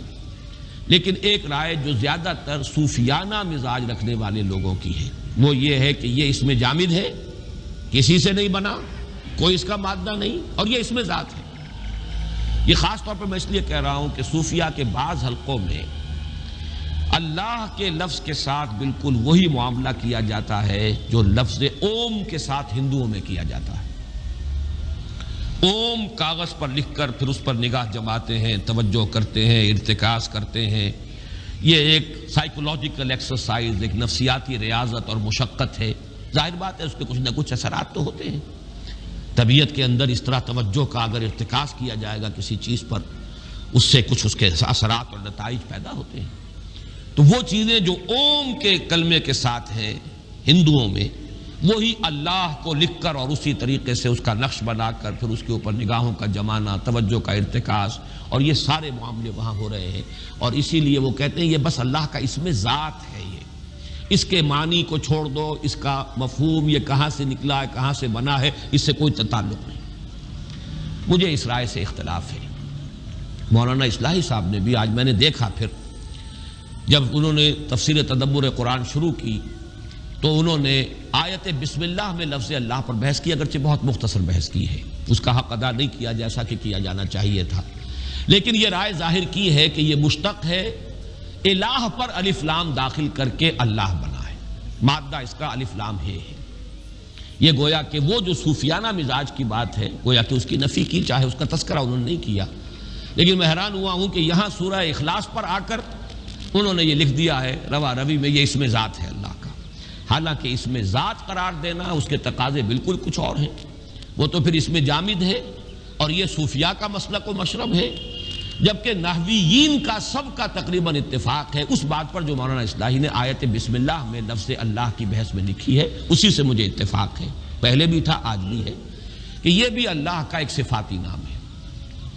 جیسے قادر یہ ایک اس میں نکرہ، القادر الف لام لگ گیا، معرفہ ہو گیا، یہ اللہ کا نام ہو گیا. علیم صفت العلیم، الخبیر یہ اللہ کے نام بن گئے. الہ یہ ایک اس میں نکرہ ہے. اور الالہ میں اصل میں یہ ہوا ہے کہ دو نام جڑ گئے، اب بیچ میں سے ایک جو حمزہ ہے وہ نکال دیا گیا، الہ والا. اللہ یہ اصل میں الالہ ہے، معبود برحق، معبود حقیقی، الہ حقیقی. اور بہت سے الہ گھڑ لیے گئے، لیکن الہ واقعی، الہ حقیقی وہ در حقیقت دی الہ جس کو کہا جائے گا وہ اللہ ہے. اس معنی میں اس دوسری رائے ہی کے ساتھ میرا اتفاق ہے. باقی یہ کہ یہ لفظ اس کا مادہ کیا ہے، یہ آج پھر میں سرسری طور پر آپ کو بتا دینا چاہتا ہوں کہ واقعہ یہ ہے کہ اللہ تعالیٰ کی ذات و صفات کے لیے اور اس کے ساتھ بندوں کے ذہنی، قلبی اور نفسیاتی جو ربط اور تعلق اور نسبت قائم ہو سکتے ہیں، ان سب کی تعبیر کے لیے اس سے زیادہ جامع مادہ کوئی ممکن نہیں تھا. اس لیے کہ عربی زبان میں الہ یا الہ اس کے معنی ہے عبادہ. الہ یا الہ عبادہ، کسی کی عبادت کی. تعلہ بھی آتا ہے، یہ باب تفاعل سے کسی کو معبود بنا لینا۔ پھر الہ یلہ آتا ہے دو معنی میں، الہ الفصیل الی امہ، کوئی جانور ہے، گائے ہے، اس کا بچڑا جو ہے آپ نے دور باندھا ہوا ہے تاکہ دودھ نہ پی جائے، کہیں اگر رسی کھل گئی تو جیسے وہ بے تابانہ دوڑتا ہے ماں کے تھنوں کی طرف، یہ جو اس کی کیفیت ہے، یہ ہے الہ یلہ، الہ الفصیل الی امہ۔ وہ بچہ جو ہے جو ماں سے جدا کر دیا گیا تھا، اس کو وہ دوڑا لپکا والہانہ انداز میں اپنی ماں کی طرف، تو الہ یلہ جو ہے لپکنا والہانہ انداز میں۔ پھر اسی کا ایک مفہوم ہے الہ کا تحیرہ، متحیر ہو گیا، کچھ سمجھ میں نہیں آ رہی۔ یہ بھی در حقیقت اللہ کی ذات کے بارے میں انسان جتنا غور کرے سوائے تحیر کے کچھ حاصل نہیں۔ یہ فلسفیوں کا جو آخری تصور ہو سکتا ہے اللہ کے بارے میں، غور و فکر کرنے والوں کا، سوچنے والوں کا، وہ یہ ہے کہ کس نقصد و نقصایت بحکمتی معمارہ، کچھ نہیں جان سکتے اس کے بارے میں ہم، تحیر کے سوا ہاتھ میں کچھ نہیں آتا۔ پھر ایک رائے یہ ہے کہ اس کا اصل مادہ ہے والہ یلہ، واو جو ہے الف سے، حروف علت جو ہے آپ کو معلوم ہے یہ بدل جاتے ہیں، تو یہ والہ یلہ ہے جس سے لفظ بنتا ہے والہانہ، انتہائی محبت، شدید محبت، والہانہ محبت۔ ایک رائے یہ ہے کہ یہ لاہ یا لاہو سے ہے، لاہ احتجبہ، کسی چیز کا چھپ جانا، مخفی ہو جانا، لاہ یلوہ، کوئی شے چھپ گئی، مخفی ہو گئی، احتجبہ، تو یہ اللہ تعالیٰ کی ذات کہ جو اس اعتبار سے حجاب میں ہے، پردے میں ہے۔ اگرچہ بڑا پیارا جملہ ہے امام راضی کا، میں نے آپ کو بہت سے مواقع پر سنایا ہے، فَسُبْحَانَ الَّذِي احْتَجَبَ لِشِدَّةِ ظُهُورِهِ، پاک ہے وہ ذات جو چھپ گئی ہے اپنے ظہور کی شدت کی وجہ سے۔ جیسے سورج کو آپ دیکھ نہیں سکتے، آنکھیں چکا چاند ہو جائیں گی، آپ دیکھ نہیں سکتے، یہ نہیں کہ سورج چھپا ہوا ہے، سورج تو آیا ہے، آپ نہیں دیکھ سکتے، اس کے ظہور کی شدت اتنی ہے کہ آپ دیکھ نہیں سکتے، تاب نہیں لا سکتے۔ فَسُبْحَانَ الَّذِي احْتَجَبَ لِشِدَّةِ ظُهُورِهِ، پاک ہے وہ ذات جو پردے میں آ گئی ہے، چھپ گئی ہے، لیکن یہ چھپ جانا اس کا اپنے شدت ظہور کی وجہ سے، اس کے ظہور کی شدت اتنی ہے۔ اب یہ جو میں نے 5 استعمالات بتائے ہیں، لفظ الہ ان سب سے مشتق، ان سے مل کر بنا ہے۔ اب دیکھیے 3 ہیں اصل میں تصور معبود کے۔ عام لوگوں کا تصور معبود کیا ہے، جو نہ فلسفی ہے نہ صوفی ہے، اس سے آگے اسے اٹھنے کا موقع ہی نہیں ملا، نہ فکری اعتبار سے، نفسیاتی اعتبار سے۔ عام آدمی ہے، محنت کرتا ہے، مزدوری کرتا ہے، ہل چلاتا ہے، کچھ اینٹیں ڈھوتا ہے، بہرحال اس کا بھی ایک تصور تو ہے۔ اس کا تصور کس سے ہے؟ اس کی احتیاجات ہوتی ہیں، اس کو تکلیفیں آ جاتی ہیں، اسے بیماری آ جاتی ہے، کسی کو وہ پکارتا ہے، کوئی میرا مددگار، کوئی ہے جو مجھے ان مصائب سے چھٹکارا دلا دے، کوئی ہے جس کی پناہ میں طلب کر سکوں، کوئی میرا مددگار ہے۔ یہ جو کسی کی طرف رجوع کرنا ہے اپنی احتیاج میں، اپنی مشکلات میں، یہ معبود کا ایک سب سے زیادہ جو پریمیٹو تصور ہے۔ ایک عام انسان کا تصور جو ہے وہ وہی ہے، جیسے بچہ اپنی والدہ کو سمجھتا ہے میری محافظ یہ ہے، مجھے دودھ یہ دیتی ہے، مجھے بچاتی یہ ہے۔ سب سے چھوٹا بچہ تو ظاہر بات ہے ماں کے سوا جانتا ہے کس کو ہے، وہ تو اسی کی چھاتیوں کی طرف لپکتا ہے، اس کی ساری ضرورت جو ہے وہ وہاں سے پوری ہو رہی ہے۔ اور اس کے بعد بھی جیسے جیسے ذہن کھلتا ہے پھر والدین ہیں، والد کا اس کو تصور حاصل ہوتا ہے، بھائیوں کا، بہنوں کا، کنبے کا، اپنے قبیلے کا۔ لیکن یہ جو ہے کہ اپنی ضروریات کے لیے کسی کی طرف رجوع کرنا، مدد کی ضرورت ہو تو کس کو پکاروں، کہیں کو ضرورت ہو تو کس سے جا کر درخواست کروں کہ میری ضرورت پوری کر دے، یہ ہے تصور کہ جو ایک عام انسان کا ہے، اور عبادت کا تقاضا اس میں ابھرتا ہے در حقیقت اس اعتبار سے۔ اس اعتبار سے تو وہ الہ الفصیل الی امہ، جیسے کہ بچہ لپکتا ہے ماں کی طرف، ایسے ہی فطرت انسانی میں ایک لپک موجود ہے، کسی ہستی کی طرف وہ لپکتا ہے اپنی دستگیری کے لیے، اپنی مدد کے لیے، اپنی مشکل کشائی کے لیے، اپنے مسائل کے حل کے لیے۔ یہ ہے تصور عوام کا۔ اس سے اوپر تصور فلاسفہ کا، اہل منطق کا، سوچتے چلے جائیں، غور و فکر کرتے چلے جائیں، ایک جگہ آ کر رکنا پڑتا ہے، اور سوائے اس کے کچھ نہیں کہہ سکتے کہ کچھ نہیں سمجھ سکتے۔ اس کی ذات ما ورا، وراء الورا، وراء الورا، وراء الورا، ہمارے وہم سے، خیال سے، تصور سے، تخیل سے سب سے بعید، کوئی اس کا تصور نہیں، کوئی اس کے بارے میں ہم کچھ نہیں کہہ سکتے۔ ہمارے ہاں بھی متکلمین نے درجے قائم کیے ہیں ذات بحت صفات کے معاملے میں بھی وہ کہتے ہیں وہ صفات کا تصور بھی جو ہے اللہ کی ذات جو ہے در حقیقت اس سے بھی بہت بلند ہے کہ اس کے ساتھ کسی صفت کا بھی تصور کیا جائے، اس لیے کہ صفات میں سلبی صفات بھی ہیں، صفات میں انفعالی صفات بھی ہیں۔ اللہ خوش ہوتا ہے، اللہ ناراض ہوتا ہے، یہ انفعالی کیفیت ہے۔ آپ کے کسی دوست نے آپ کے لیے کوئی اچھا کام کیا تو آپ خوش ہوئے نا، یہ خوشی پیدا ہوئی ہے رد عمل کے طور پر کسی کے طرز عمل سے یا کسی شے کو دیکھ کر، یہ ایک انفعالی صفت ہے۔ آپ کو غصہ آتا ہے، اللہ غضبناک ہوتا ہے، غضب اللہ تعالی واہتز لہ العرش، اللہ غضبناک ہوتا ہے یہاں تک کہ اس کا تخت کانپنے لگتا ہے، لیکن یہ انفعالی کیفیت ہے۔ کسی نے کچھ آپ کا بگاڑا ہے، کسی نے بغاوت کی ہے، کسی نے توہین کی ہے، کسی نے آپ کے ساتھ کوئی ناروا معاملہ کیا ہے تو اس کے رد عمل میں یہ غضب پیدا ہوا۔ تو اس اعتبار سے ہمارے متکلمین بھی پہنچتے ہیں ذات بحت وہ تو صفات سے بھی گویا کہ معرہ، بالکل وہ ہر کیفیت سے انفعالی اور ان تمام چیزوں سے ماورا، لیکن بہرحال وہ تو ایک دور کی بات ہے۔ البتہ جیسے کہ میں نے عرض کیا ذات کے بارے میں سوائے تحیر کے اور کچھ حاصل نہیں، یہ فلاسفہ کا تصور ہے، وہ ذات جس کی کنہ سمجھ میں نہیں آ سکتی، جس کو کہ میں نے بارہا آپ کو سنایا ہے۔ حضرت ابوبکر صدیق رضی اللہ تعالی عنہ اور حضرت علی رضی اللہ تعالی عنہ دونوں کے مقولوں سے مل کر وہ ایک شعر بن جاتا ہے۔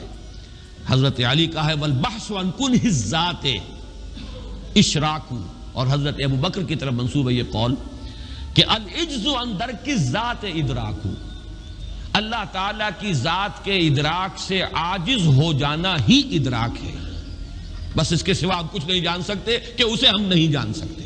معلومم شد کہ ہیچ معلوم نہ شد، یہ بھی بہت بڑی معرفت ہوتی ہے کہ آدمی کو معلوم ہو جائے کہ میرے علم کی رسائی بس یہیں تک ہے، اس سے آگے نہیں ہے۔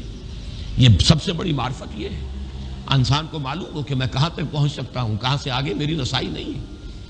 اس اعتبار سے العجز عن درک الذات ادراک، اللہ کی ذات کے ادراک سے عاجز ہو جانا ہی ادراک ہے۔ والبحث عن کنہ الذات اشراک، اور اللہ کی ذات میں کوئی کنہ میں اس کی اگر آپ ماہیت کو سمجھنے کی کوشش کریں گے تو شرک میں مبتلا ہو جائیں گے، اس لیے کہ کوئی نہ کوئی نقشہ ذہن میں جمائیں گے اور وہ نقشہ اس ذات کا ہے ہی نہیں، وہ آپ کے ذہن میں آ ہی نہیں سکتا، تو یہ تو کوئی آپ کا اپنا ڈرا کیا ہوا نقشہ ہے، آپ کے اپنے ذہن کا تراشیدہ خدا ہے۔ می تراشد فکر ماں ہر دم خدا بندے دیگر، میرا فکر تو ہر وقت ایک نیا خدا بناتا رہتا ہے اپنے ذہنی سطح کے مطابق۔ ہر شخص کی ذہنی سطح علیحدہ ہے، پھر یہ کہ ہر شخص کی ذہنی سطح میں تبدیلی آ رہی ہے، ارتقاء ہو رہا ہے، تو اگر تو اپنے ذہن سے خدا کو بنانا ہے تو وہ تو ہر لحظہ ایک نیا خدا بنا لیں گے آپ، اس لیے کہ آج آپ کی ذہنی سطح کچھ اور تھی اور کل کچھ اور ہوگی۔ اس اعتبار سے والبحث عن کنہ الذات اشراک، یہ تحیر الہا، تحیر ہو جائے۔ اور ایک ہے توحید صوفیہ کی، لا مقصود الا اللہ، لا محبوب الا اللہ، لا مطلوب الا اللہ، یہ ہے در حقیقت محبوب ہونے کا تصور، والہانہ محبت اللہ سے، جس کو قرآن کہتا ہے والذین آمنوا اشد حبا للہ۔ اب یہ کہہ دینا آسان ہے، لیکن یہ کہ اس محبت کی تو کوئی اگر رمز شناسی بھی جو ہے انہی کو ہوگی جنہیں کوئی نہ کوئی اس کی کوئی تجربہ ہوا ہو، ورنہ یہ ہے کہ ذہناً مان لینا، عقلاً مان لینا یہ کچھ اور شے ہے، اور واقعتاً انسان کے جذباتی ارتکاز ہو جائے، محبت کا ارتکاز اللہ کی ذات پر، تو یہ والذین آمنوا اشد حبا للہ، تو والہانہ، ان تمام کو جمع کیجئے تو لفظ الہ بنتا ہے۔ اور انسان، یہ میں نے ڈاکٹر رفیع الدین کے حوالے سے اس فلسفے کو بارہا بیان کیا، آج صرف حوالہ دے رہا ہوں کہ چونکہ فطرت انسانی میں یہ طلب ہے، لہذا اگر کوئی انسان اللہ کی ذات تک نہیں پہنچ پاتا، معرفت کا قصور رہ گیا، کمی رہ گئی، تو کسی نہ کسی کو اللہ بنائے گا اور اس کو پوجے گا، یہ اس کی مجبوری ہے۔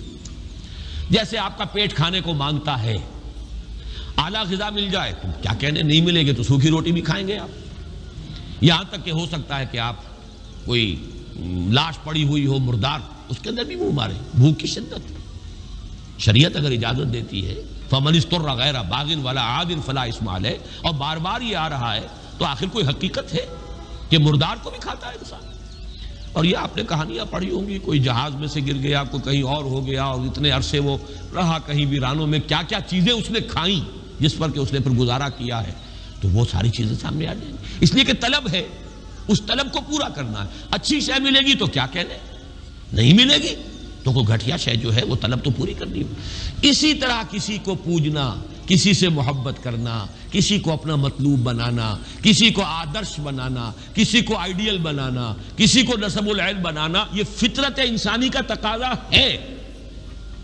اگر خدا کو نہیں بناؤ گے کسی اور شے کو بناؤ گے، خدا کو نہیں بناؤ گے اولاد کو بناؤ گے، خدا کو نہیں بناؤ گے پیسے کو بناؤ گے، خدا کو نہیں بناؤ گے شہرت کو بناؤ گے۔ اللہ مطلوب و مقصود نہیں بنے گا تو دنیاوی وجاہت بن جائے گی، نام ہو جائے میرا، دولت ہو جائے میرے پاس، کوئی نہ کوئی شے۔ وطن کو بنا لو گے، وطن پر نثار ہوگے، وطن پر جانے نچھاور کرو گے، وطن کے لیے جیو گے، وطن کے لیے مرو گے۔ قومیت کو بنا لو گے، قومیت کے لیے گندا سا گندا کام بھی کر جاؤ گے اور اعلیٰ سے اعلیٰ قربانی بھی دے جاؤ گے۔ قومیتوں کے لیے کیا نہیں ہوتا؟ قومیت ہو، وطنیت ہو، کوئی آئیڈیل ہو، کسی نہ کسی شے کو ہر باشعور انسان وہ اپنا مطلوب و مقصود بناتا ہے لا محالہ۔ بس مبارک ہے وہ، کامیاب ہے وہ جن کا ذہن، جن کی معرفت ذات باری تعالیٰ تک پہنچ جائے۔ وہی محبوب، وہی مطلوب، لا مطلوب الا اللہ، لا مقصود الا اللہ، لا محبوب الا اللہ۔ یہ ہے در حقیقت تیسرا تصور، یہ بلند ترین تصور ہے۔ ذہن میں رکھیے، عامیانہ تصور معبود کا بحیثیت مشکل کشا، بحیثیت رازق، بحیثیت دستگیر، بحیثیت مددگار، یہ ہے معبود کا ایک تصور۔ یہ ہے عام آدمی کا تصور۔ وہ عام آدمی اس سطح تک بھی اگر توحید پر آ گیا، اس کے سوا کوئی مشکل کشا نہیں، اس کے سوا کوئی حاجت روا نہیں، اس کے سوا کوئی روزی رساں نہیں، اس کے سوا کوئی مددگار نہیں، اس کے سوا کوئی نہیں کہ جو آپ کو تکلیف سے نجات دے سکے، توحید مکمل ہو گئی اس کی ذہنی سطح یہی ہے، اس سے آگے کا وہ مکلف نہیں ہے۔ سوچنے سمجھنے والے فلاسفہ، غور و فکر کرنے والے، وہ پھر یہ کہ وہ ذات جس کو نہیں سمجھ سکتے، بس ہے جس پہ این بردان کہ ہست ہے ضرور، کیا کیسا ہے، کون ہے، یہ ہم نہیں جانتے۔ دور بینان بارگاہ الست جو زدی پہ نبردان کہ ہست ہے ضرور، کوئی نہ کوئی ہے۔ یہ جس کو کہ میں نے اقبال کے حوالے سے آپ کو بتایا کہ اقبال کہتے ہیں کہ کائنات کانسیپٹ ہے، گاڈ از پرسیپٹ۔ جیسے میں نے اس کو چھوا اور مجھے معلوم ہوا کہ ایک سخت سطح ہے یہاں پر ہے، یہ پرسیپشن ہے میری، کنسیپشن کچھ اور ہے، تصور ذہن کے اندر نقشہ بن گیا۔ خدا کا تصور ہم قائم نہیں کر سکتے، لیکن خدا کے ساتھ ہمارا جو باطنی رشتہ ہے کہ اندر محسوس ہوتا ہے کہ ہے، جس کی مثال بھی میں نے دی تھی، بعض حضرات کے شاید علم میں نہ ہو، کہ جیسے میں اس وقت اس دیوار کو دیکھ رہا ہوں تو ایک تصور میرے ذہن میں قائم ہوا، دیوار اتنی لمبی ہے، اتنی چوڑی ہے، اتنی اونچی ہے، یہ دیوار جو ہے سفید رنگ اس پر ہوا ہے، میں نے ایک تصور قائم کر لیا۔ فرض کیجئے کہ میں اندھا ہوں، میں نہیں دیکھ سکتا، میں جاتا ہوں اور ہاتھ لگا کر دیکھتا ہوں دیوار ہے، کتنی لمبی ہے مجھے نہیں پتا، اس لیے کہ وہ کانسیپٹ تو صرف میرے اس ٹچ سے نہیں ہو گیا، یہ تو ایک یک رخا، ایک ون سائیڈڈ میرا اس وقت ایک پرسیپشن ہے، لیکن ہے، یہ میں جس زور سے کہوں گا ہے، دیوار ہے۔ تو ذات باری تعالیٰ کے لیے بس انسان کے پاس یہ ہے کہ ہے، دور بینان بارگاہ الست جس پہ این بردان کہ ہست، بس یہ ہست ہے، باقی کیا ہے، کیسا ہے، یہ ویسے تو ہم بہرحال مسلمان ہونے کے ناطے اللہ کو ہم مانتے ہیں اسماء و صفات کے ساتھ، تو ہم اس کی صفات کو مانتے ہیں، لیکن تجزیہ کیجئے تو صفات کے بارے میں بھی ہمیں کیا پتا ہے؟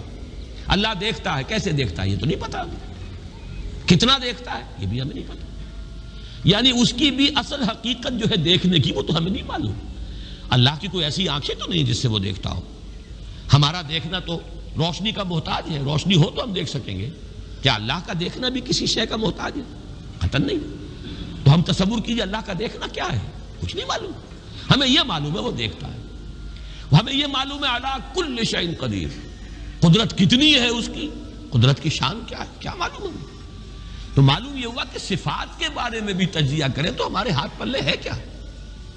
وہ سوائے اس کے کہ ہم ایک صفت اس کی ایک مبہم کیفیت کو جانتے ہیں، وہ سمیع ہے، وہ بصیر ہے، وہ خبیر ہے، وہ قدیر ہے، وہ الحی ہے، وہ القیوم ہے، لیکن اس کی زندگی، ہمارا تو زندگی کا تصور اعلیٰ ترین زندگی تو ہمارے پاس ہے مخلوقات میں سے، اس زندگی کے ساتھ 100 طرح کی لیمیٹیشنز ہیں، 100 طرح کی مجبوریاں ہیں، لیکن یہ کہ کیا اللہ تعالیٰ کی زندگی بھی اس زندگی پر قیاس کی جا سکتی؟ معاذ اللہ۔ تو معلوم یہ ہوا کہ اللہ تعالیٰ کی ذات کے بارے میں تحیر کے سوا کچھ نہیں۔ تیسرا ہے تصور جو سب سے بلند ہے، وہ محبوب حقیقی، مطلوب اصلی، لا مطلوب الا اللہ، لا مقصود الا اللہ۔ ایک چوتھا تصور ہے، وہ میں بعد میں عرض کروں گا۔ بہرحال قل هو اللہ احد، اب یہاں لفظ احد پر آئیے، اس لفظ کو بھی نوٹ کیجئے۔ ویسے تو عام خیال یہ ہے کہ یہ وحد ان کی بدلی ہوئی شکل ہے، چنانچہ عام رائے یہ ہے کہ احد اور واحد ہم معنی ہیں۔ اکثر مفسرین نے اردو میں جو ترجمے کیے مترجمین نے، وہ کہو اللہ، وہ اللہ ایک ہے، اگرچہ اس پر خاصا اعتراض وارد ہوتا ہے۔ وہ بھی اللہ کو ایک مانتے تھے، صرف اس کے ساتھ کسی اور کو ایڈ کر لیا تھا، اس اللہ کو تو دو نہیں مانتے تھے۔ وہ جو بڑا اللہ تھا وہ تو ان کے نزدیک بھی ایک ہی تھا، اور ایک تو ہر شے ایک ہوتی ہے، جو معبود ہے 10 تو ان میں سے بھی ہر ایک اپنی جگہ پر تو ایک ہے، ایک کمپوزڈ ایک اس کا وجود ہے۔ لیکن بہرحال چونکہ اکثر و بیشتر رائے یہ ہے کہ احد اور واحد تقریباً ہم مانی ہے، ترجمہ کیا گیا کہہ دو وہ اللہ ایک ہے، اور یہ کہ واحد ہی کی بدلی ہوئی شکل احد ہے، یہ تو ہے تقریباً بالعموم جو رائے ہے۔ لیکن میرے علم میں آج ہی یہ بات آئی ہے، اور وہ میں آپ تک بھی منتقل کر رہا ہوں۔ امام راغب اصفہانی، ظاہر بات ہے لغت کے تو بہت بڑے امام ہیں، اور مفردات القرآن پر ان کی کتاب جو ہے مارکۃ الآراء ہے مشہور، انہوں نے اسے علیحدہ مادہ قرار دیا ہے۔ احد ان کو الف ہا دال علیحدہ لائے، شروع میں الف کی تختی میں لائے، واحد ان کے ساتھ شامل نہیں کیا۔ معلوم ہوا کہ یہ ایک اپنی جگہ پر ایک مستقل مادہ ہے ان کے نزدیک، یہ واحد سے اس کا تعلق نہیں، بلکہ احد اپنی جگہ پر ایک مستقل علیحدہ مادہ ہے، اور اسی اعتبار سے انہوں نے اسے واحد سے علیحدہ کر کے الف کی تختی کے اندر لیا ہے۔ اب اس کا جہاں تک استعمالات ہیں، اس میں بھی اتفاق ہے، 3 اس کے استعمالات ہیں۔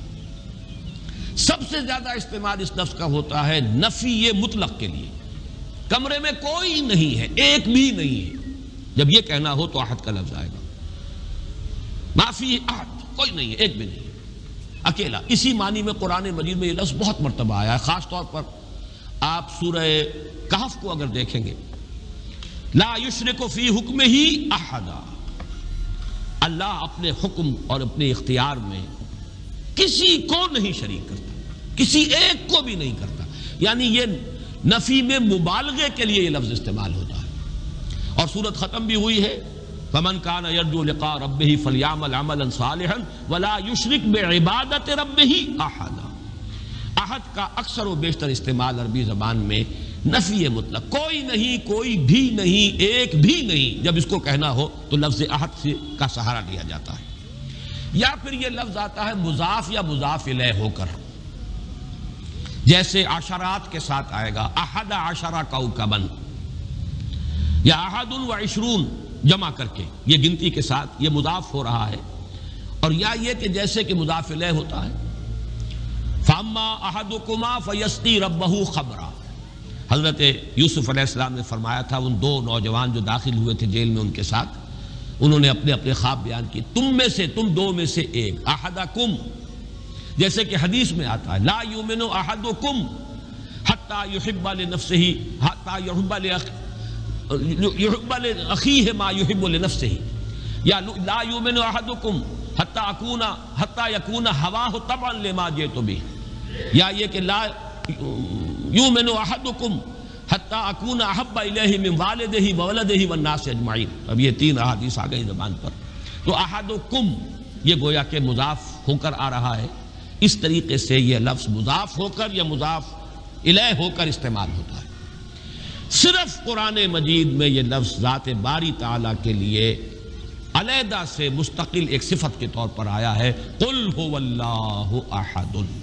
یہ ایک خاص بات ہے، اس کو نوٹ کر لیجئے کہ اس لفظ کا یہ استعمال اس اعتبار سے، صفت کے اعتبار سے کسی اور کے لیے، غیر اللہ کے لیے ہے ہی نہیں۔ قل هو اللہ احد، یہ یہاں پر آ رہا ہے ایک مستقل صفت علیحدہ، لیکن یہ صرف اللہ کے ساتھ۔ اب یہاں میں عرض کروں گا کہ میں اس کا ترجمہ جو میں نے آپ کو گنوائے ہیں، مولانا فراہی نے کیا ہے بے ہما۔ قل هو اللہ احد اللہ الصمد، کہہ دو اللہ بے ہما ہے، اللہ باہما ہے۔ اصلاحی صاحب ان کے شاگرد ہیں، انہوں نے ترجمہ کر دیا ہے۔ بے ہما کا ترجمہ کہہ دو اللہ سب سے الگ ہے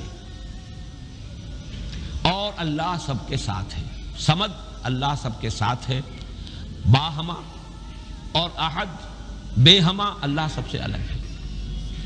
عام طور پر اردو مترجمین، شیخ الہند کو بھی میں نے دیکھا، مولانا اشرف علی تھانوی رحمہم اللہ دونوں کو دیکھا، کہہ دو اللہ ایک ہے۔ لیکن یہ کہ بہرحال میرا مزاج، میرا ذوق اس ترجمے کو قبول نہیں کرتا۔ واحد اور ہے، احد اور ہے، یہ شان ہی علیحدہ ہے۔ اس لفظ کو واحد کے بالکل برابر کر دینا کم سے کم میرا ذوق اسے قبول نہیں کرتا۔ ویسے قرآن میں وہ لفظ بھی آیا اللہ کے لیے، الواحد القہار، للہ الواحد القہار، واحد ہے، الواحد ہے، لیکن احد یہ شے ہی اور ہے۔ بہت قریب گئے ہیں مولانا مودودی، وہ لفظ لائے ہیں، کہہ دو اللہ یکتا ہے۔ یکتا کا لفظ میرے نزدیک بہت قریب کی تعبیر ہے، لیکن میں اس کو ایک خاص، میرا چونکہ اپنی ایک رائے ہے اس کے اعتبار سے اس کا میں ترجمہ کر رہا ہوں، کہہ دو اللہ اکیلا ہے۔ اکیلا وہ ہے جس کے ساتھ کوئی نہیں۔ اکیلا کس اعتبار سے؟ یہ ہے اصل میں وہ نقطہ۔ اللہ ایک تو اس اعتبار سے اکیلا ہے کہ وہ صرف ایک اکیلا واحد معبود ہے اور کوئی معبود اس کے ساتھ نہیں۔ سورہ کافرون کے ساتھ جب آپ جوڑیں گے تو یہ تصور نمایاں ہو کر سامنے آئے گا۔ میرا اللہ وہ اللہ ہے جو اکیلا ہے، اس کے ساتھ کوئی اور الہ نہیں ہے۔ لا الہ الا اللہ، اللہ کے سوا کوئی معبود نہیں۔ یہ در حقیقت مفہوم بنا قل هو اللہ احد۔ بات وہی ہے جو لا الہ الا اللہ میں کہی گئی ہے، لیکن یہ کہ یہاں پہ اسلوب بدل گیا، قل هو اللہ احد، وہ اکیلا ہے، کوئی اس کے ساتھ نہیں۔ لیکن اسی کا ایک انتہائی بلند مقام ہے۔ مقام وہ خطرناک ہے، عام لوگوں کی ذہن سے ذرا بلند تر، اسی لیے عوام اس کے بارے میں مغالطوں میں مبتلا ہوتے ہیں۔ اور آج کل کا ہمارا ایک بہت بڑا طبقہ چونکہ زیر اثر ہے کچھ ایسے مفکرین کے کہ جن کا ذوق وہ نہیں تھا جو اس سطح کا ہو جو میں ابھی عرض کر رہا ہوں، لہذا وہ اسے شرک سے بھی تعبیر کر بیٹھتے ہیں، اور وہ ہے توحید وجودی۔ وہ اکیلا ہے، اکیلا ہی مانی کہ وجود حقیقی صرف اس کا۔ یہ توحید وجودی جس کو میں تفصیل سے بیان کر چکا ہوں سورہ حدید میں، هو الاول والآخر والظاہر والباطن، وہی پہلا، وہی آخر، وہی ظاہر، وہی باطن، وہی وہ، اور کوئی ہے ہی نہیں۔ جو نظر آ رہے ہیں حقیقت میں نہیں ہے۔ کل ما فی الکون وہم او خیال او عکوس فی المرایا او ظلال، کل جو کچھ نظر آتا ہے موجودات میں یہ وہم ہے یا خیال ہے، یا جیسے شیشے میں عکس نظر آتا ہے، آپ ادھر کھڑے ہیں ادھر بھی نظر آ رہے ہیں، وہاں تو کوئی نہیں ہے، ادھر ہے جو ہے، مجھے کوئی نہیں ہے، وہاں نظر تو آ رہا ہے۔ اور عکوس فی المرایا او ظلال، یا سایہ ہے، درخت کی شاخ اوپر ہے، سایہ نیچے پڑ رہا ہے، سایہ کا کوئی وجود نہیں، لیکن نظر تو آ رہا ہے۔ جس کو کہ حضرت مجدد الفسانی نے فرمایا کہ یہ سن خدا بندیست کہ معدوم را موجود می نمائند، یہ معدوم ہے کائنات، حقیقت میں موجود نہیں ہے، لیکن اس کو اللہ تعالیٰ نے موجود کر کے دکھا دیا ہے، نظر آ رہا ہے۔ یا جیسے وہ آتشی دائرے کی مثال میں نے دی ہے بارہا، یہ حضرت مجدد کی دی ہوئی مثال ہے کہ اگر آپ ایک قندیل لے لیں، لکڑی ہے ایک لمبی، اس کے ایک سرے کے اوپر آپ نے کپڑا باندھا، تیل ڈال دیا، مٹی کا آگ لگا دی، یہ شعلہ جوالا ہے، اب اس لکڑی کو تیزی کے ساتھ دائرے میں حرکت دیجئے، دیکھنے والوں کو آتشی دائرہ نظر آئے گا، جبکہ آتشی دائرے کا کوئی وجود نہیں۔ وجود آپ کو معلوم ہے صرف اس ایک نقطے کا ہے، وہ ایک شعلہ جوالا ہے حقیقی۔ یہ دائرہ جو نظر آ رہا ہے، نظر آ رہا ہے، ہر چند کہے کہ ہے، نہیں ہے، اس کا وجود کوئی نہیں، نظر تو آ رہا۔ تو اپیئرنس اینڈ ریئلٹی، یہ بڑی مارکت الارا کتاب ہے فلسفے کی۔ یہ در حقیقت جو کچھ نظر آ رہا ہے یہ ایک سراب ہے، حقیقت یہ نہیں ہے۔ حقیقی وجود صرف اللہ کا۔ اس کو میں یعنی وجود کے اعتبار سے توحید وجودی، یعنی میں نے جو ابھی گنوایا تھا، لا معبود الا اللہ، لا مطلوب الا اللہ، لا مقصود الا اللہ، لا محبوب الا اللہ، لا موجود الا اللہ، یہ وہ توحید وجودی ہے۔ شاہ ولی اللہ دہلوی رحمۃ اللہ علیہ فرماتے ہیں کہ یہ ہے توحید کی بلند ترین منزل، اور یہاں آ کر وحدت الوجود اور وحدت الشہود ایک ہو جاتے ہیں، ان میں کوئی فرق نہیں، تعبیر کا فرق ہے۔ چونکہ میری یہ رائے ہے، لیکن یہ فلسفے کا مسئلہ ہے، میں اس کو بیان نہیں کرنا چاہتا۔ قرآن مجید میں یہ مسئلہ یا سورہ حدید کی اس آیت میں آیا ہے، قرآن سے باہر سے بات نہیں کر رہا ہوں، لیکن یہ کہ ہر شخص کے ذوق کی چیز نہیں ہے، ہر شخص کا یہ نہ مزاج ہے، نہ ذوق ہے، نہ اس میں استعداد ہے، نہ صلاحیت ہے کہ ان مسائل پر غور کرے۔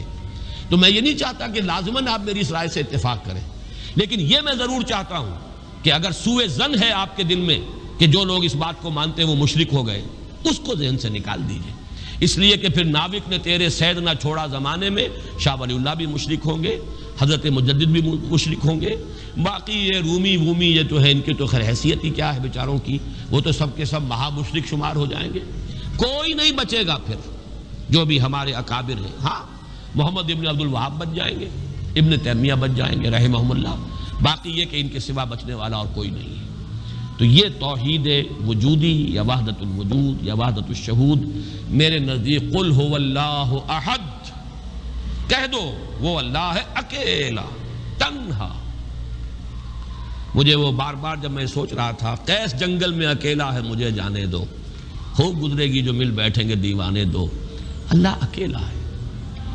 اور واقعہ یہ ہے، یہ تصور جو ہے اگرچہ بہت بلند ہے، لیکن کبھی اگر اس کے کہیں کناروں تک بھی رسائی ہو جائے انسان کی، تو اس کی جو ایک وسعت پیدا ہوتی ہے اس کے ذہن میں، اس کا مینٹل ہورائزن وہ جو اس قدر وسیع ہو جائے گا، وہ اس کا تصور وہ شخص نہیں کر سکتا کہ جس کا کوئی بھی اس کے حاشیہ خیال میں یہ بات نہ آ سکتی۔ لیکن اس کا یہ مفہوم اگر نکال لیا جائے، عام لوگوں نے یہ سمجھا اس کا مطلب ہر شے خدا ہے، اگر کوئی شے موجود نہیں جبکہ تجھ بھی نہیں کوئی موجود، پھر یہ ہنگامہ ہے خدا کیا ہے؟ کچھ نہیں ہے، نہیں ہے۔ یہ اصل میں جو وحدت الوجود ہے وہ یہ نہیں ہے کہ یہ سب چیزیں خدا ہیں، بلکہ یہ کہ خدا ہی ہے، باقی کچھ موجود نہیں، جو کچھ نظر آ رہا ہے وہ توہم ہے، خیال ہے، یہ صرف اپیئرنس ہے، اور اپیئرنس آپ کو معلوم ہے ہر وقت بدلنے والی شے ہے، painter high, every thing is changing, یہ سب ٹرانزینٹ چیزیں ہیں کہ جو گزر رہی ہیں، جیسے لہریں ہیں، لہر نظر آتی ہے لہر ہے، لیکن یہ کہ یہ بالکل عارضی سا ایک وجود ہے، اعتباری سا وجود ہے، لہر کا حقیقت میں کوئی وجود نہیں ہے۔ اسی طریقے سے یہ کائنات ہے، تو یہ نہیں ہے کہ جو کچھ ہے وہ خدا ہے، معاذ اللہ، یہ ہماوست ہے، اور یہ در حقیقت کفر بھی بن جاتا ہے، شرک بھی بن جاتا ہے۔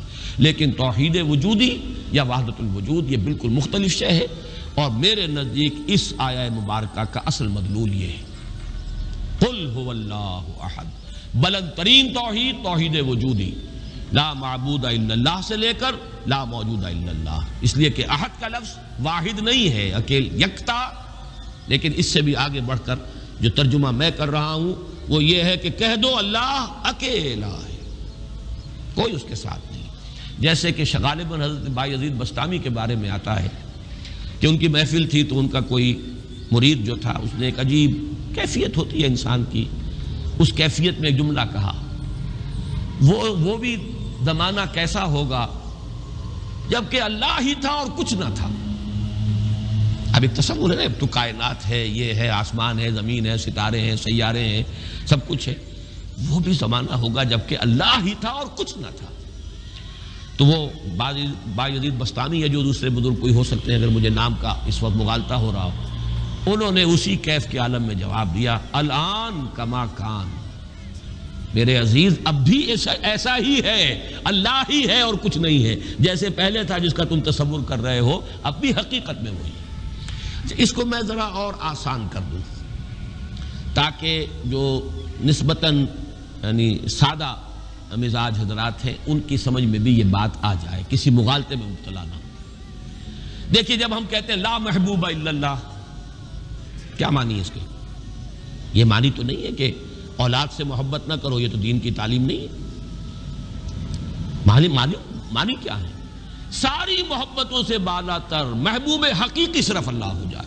لا محبوب الا اللہ کا مطلب یہ ہے، یہ نہیں کہ آپ کاٹ دیجئے محبت ہر ایک کی، اولاد سے محبت کرو، شوہر بیوی سے محبت کرے، بیوی شوہر سے محبت کرے، وطن سے محبت کرو، بلکہ اتنی خوشخبریاں ہیں، وجبت محبتی للمتحابین فیہ، میری محبت واجب ہو گئی ان کے لیے جو میرے لیے ایک دوسرے سے محبت کرے۔ تو ایک مسلمان مسلمان سے محبت کرتا ہے، ایک مومن مومن سے محبت کرتا ہے، ایک مجاہد دوسرے مجاہد سے محبت کرتا ہے، یہ محبت تو مطلوب ہے۔ لا محبوب الا اللہ کا مطلب یہ نہیں ہے کہ ساری محبتوں کی نفی ہو گئی۔ اسی طرح جب ہم کہتے ہیں لا موجود الا اللہ، اس کا مطلب یہ نہیں کہ تمام موجودات کی نفی ہو گئی، بلکہ یہ کہ وجود حقیقی صرف اللہ کا ہے۔ یہ اعتباری وجود ہے جن کی کوئی حقیقت نہیں ہے، یہ دائمی وجود، مستقل وجود، وہ وجود جو از خود ہے، با خود ہے، خود بخود ہے، جسے کسی نے وجود نہیں عطا کیا، جس کا وجود ایسا نہیں ہے کہ کبھی شروع ہوا اور کبھی ختم ہو جائے، وہ وجود حقیقی صرف اللہ۔ اب اس میں تو کوئی اشکال نہیں رہے گا۔ اس معنی میں اگر کہا جائے لا موجود الا اللہ تو ہر شخص کہے گا۔ اس کی ایک اور مثال میں آپ کو دے دوں، دعا استخارہ میں حضور فرماتے ہیں فَإِنَّكَ تَعْلَمُ وَلَا أَعْلَمُ وَتَقْدِرُ وَلَا أَقْدِرُ، اے اللہ میں تجھی سے استخارہ کر رہا ہوں، انی استخیرک بعلمک واستقدرک بقدرتک واسألک من فضلک العظیم فإنک تقدر ولا اقدر وتعلم ولا اعلم، تو جانتا ہے میں نہیں جانتا، تو قدرت رکھتا ہے مجھے کوئی قدرت حاصل نہیں۔ تو کیا کوئی قدرت حاصل نہیں تھی حضور کو؟ کیا کچھ علم حاصل نہیں تھا حضور کو؟ یہ بمقابلہ علم خداوندی، بمقابلہ قدرت خداوندی کل موجودات کی قدرت اور علم کی نفی مطلق ہو جائے گی، کوئی علم نہیں۔ یہی بات یہاں کہہ دیجیے، کوئی وجود نہیں ہے، وجود حقیقی صرف اللہ۔ بہرحال یہ تمام تصورات ان کی تعبیرات ہیں، تعبیرات میں ذرا سخت سے سخت تر مقامات بھی آ جاتے ہیں، مشکل سے مشکل تر مقامات بھی آ جاتے ہیں۔ میں اس کی تفصیل میں اس وقت نہیں جا رہا، لیکن میرے نزدیک اس سورہ مبارکہ کی پہلی آیت اس عظیم ترین سطح پر توحید کو بیان کر رہی ہے، اور یہ جیسا کہ میں نے عرض کیا تھا جب تک یہ بات سامنے نہ آئے، چار اعتبارات سے کس طریقے سے توحید کے بیان کو اس صورت نے سمو لیا اپنے اندر اور جمع کر لیا ہے، تبھی اس کی وہ عظمت ہے کہ ثلث قرآن کے مساوی یہ صورت ہے، تبھی اس سے صحابہ کی وہ محبت کا راز جو ہے وہ کھلتا ہے کہ کیوں ہے، ایسے ہی نہیں ہے۔ قل هو اللہ احد، کہہ دو وہ اللہ ہے، میرا معبود جسے میں پوچھتا ہوں وہ اللہ ہے، لیکن وہ اللہ نہیں جسے تم پکار رہے ہو، وہ اللہ جو اکیلا ہے، تنہا ہے۔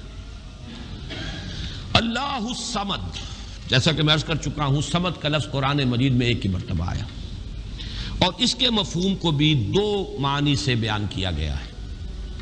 ایک تو چونکہ ایک مرفوع روایت بھی امام راضی لے کر آئے ہیں، روی عن ابن عباس رضی اللہ تعالی عنہما، کہ حضور سے پوچھا گیا اللہ کا صمد ہونا کیا معنی ہے اس کے، تو آپ نے فرمایا هو السید الذی یصمد الیہ فی الحوائج۔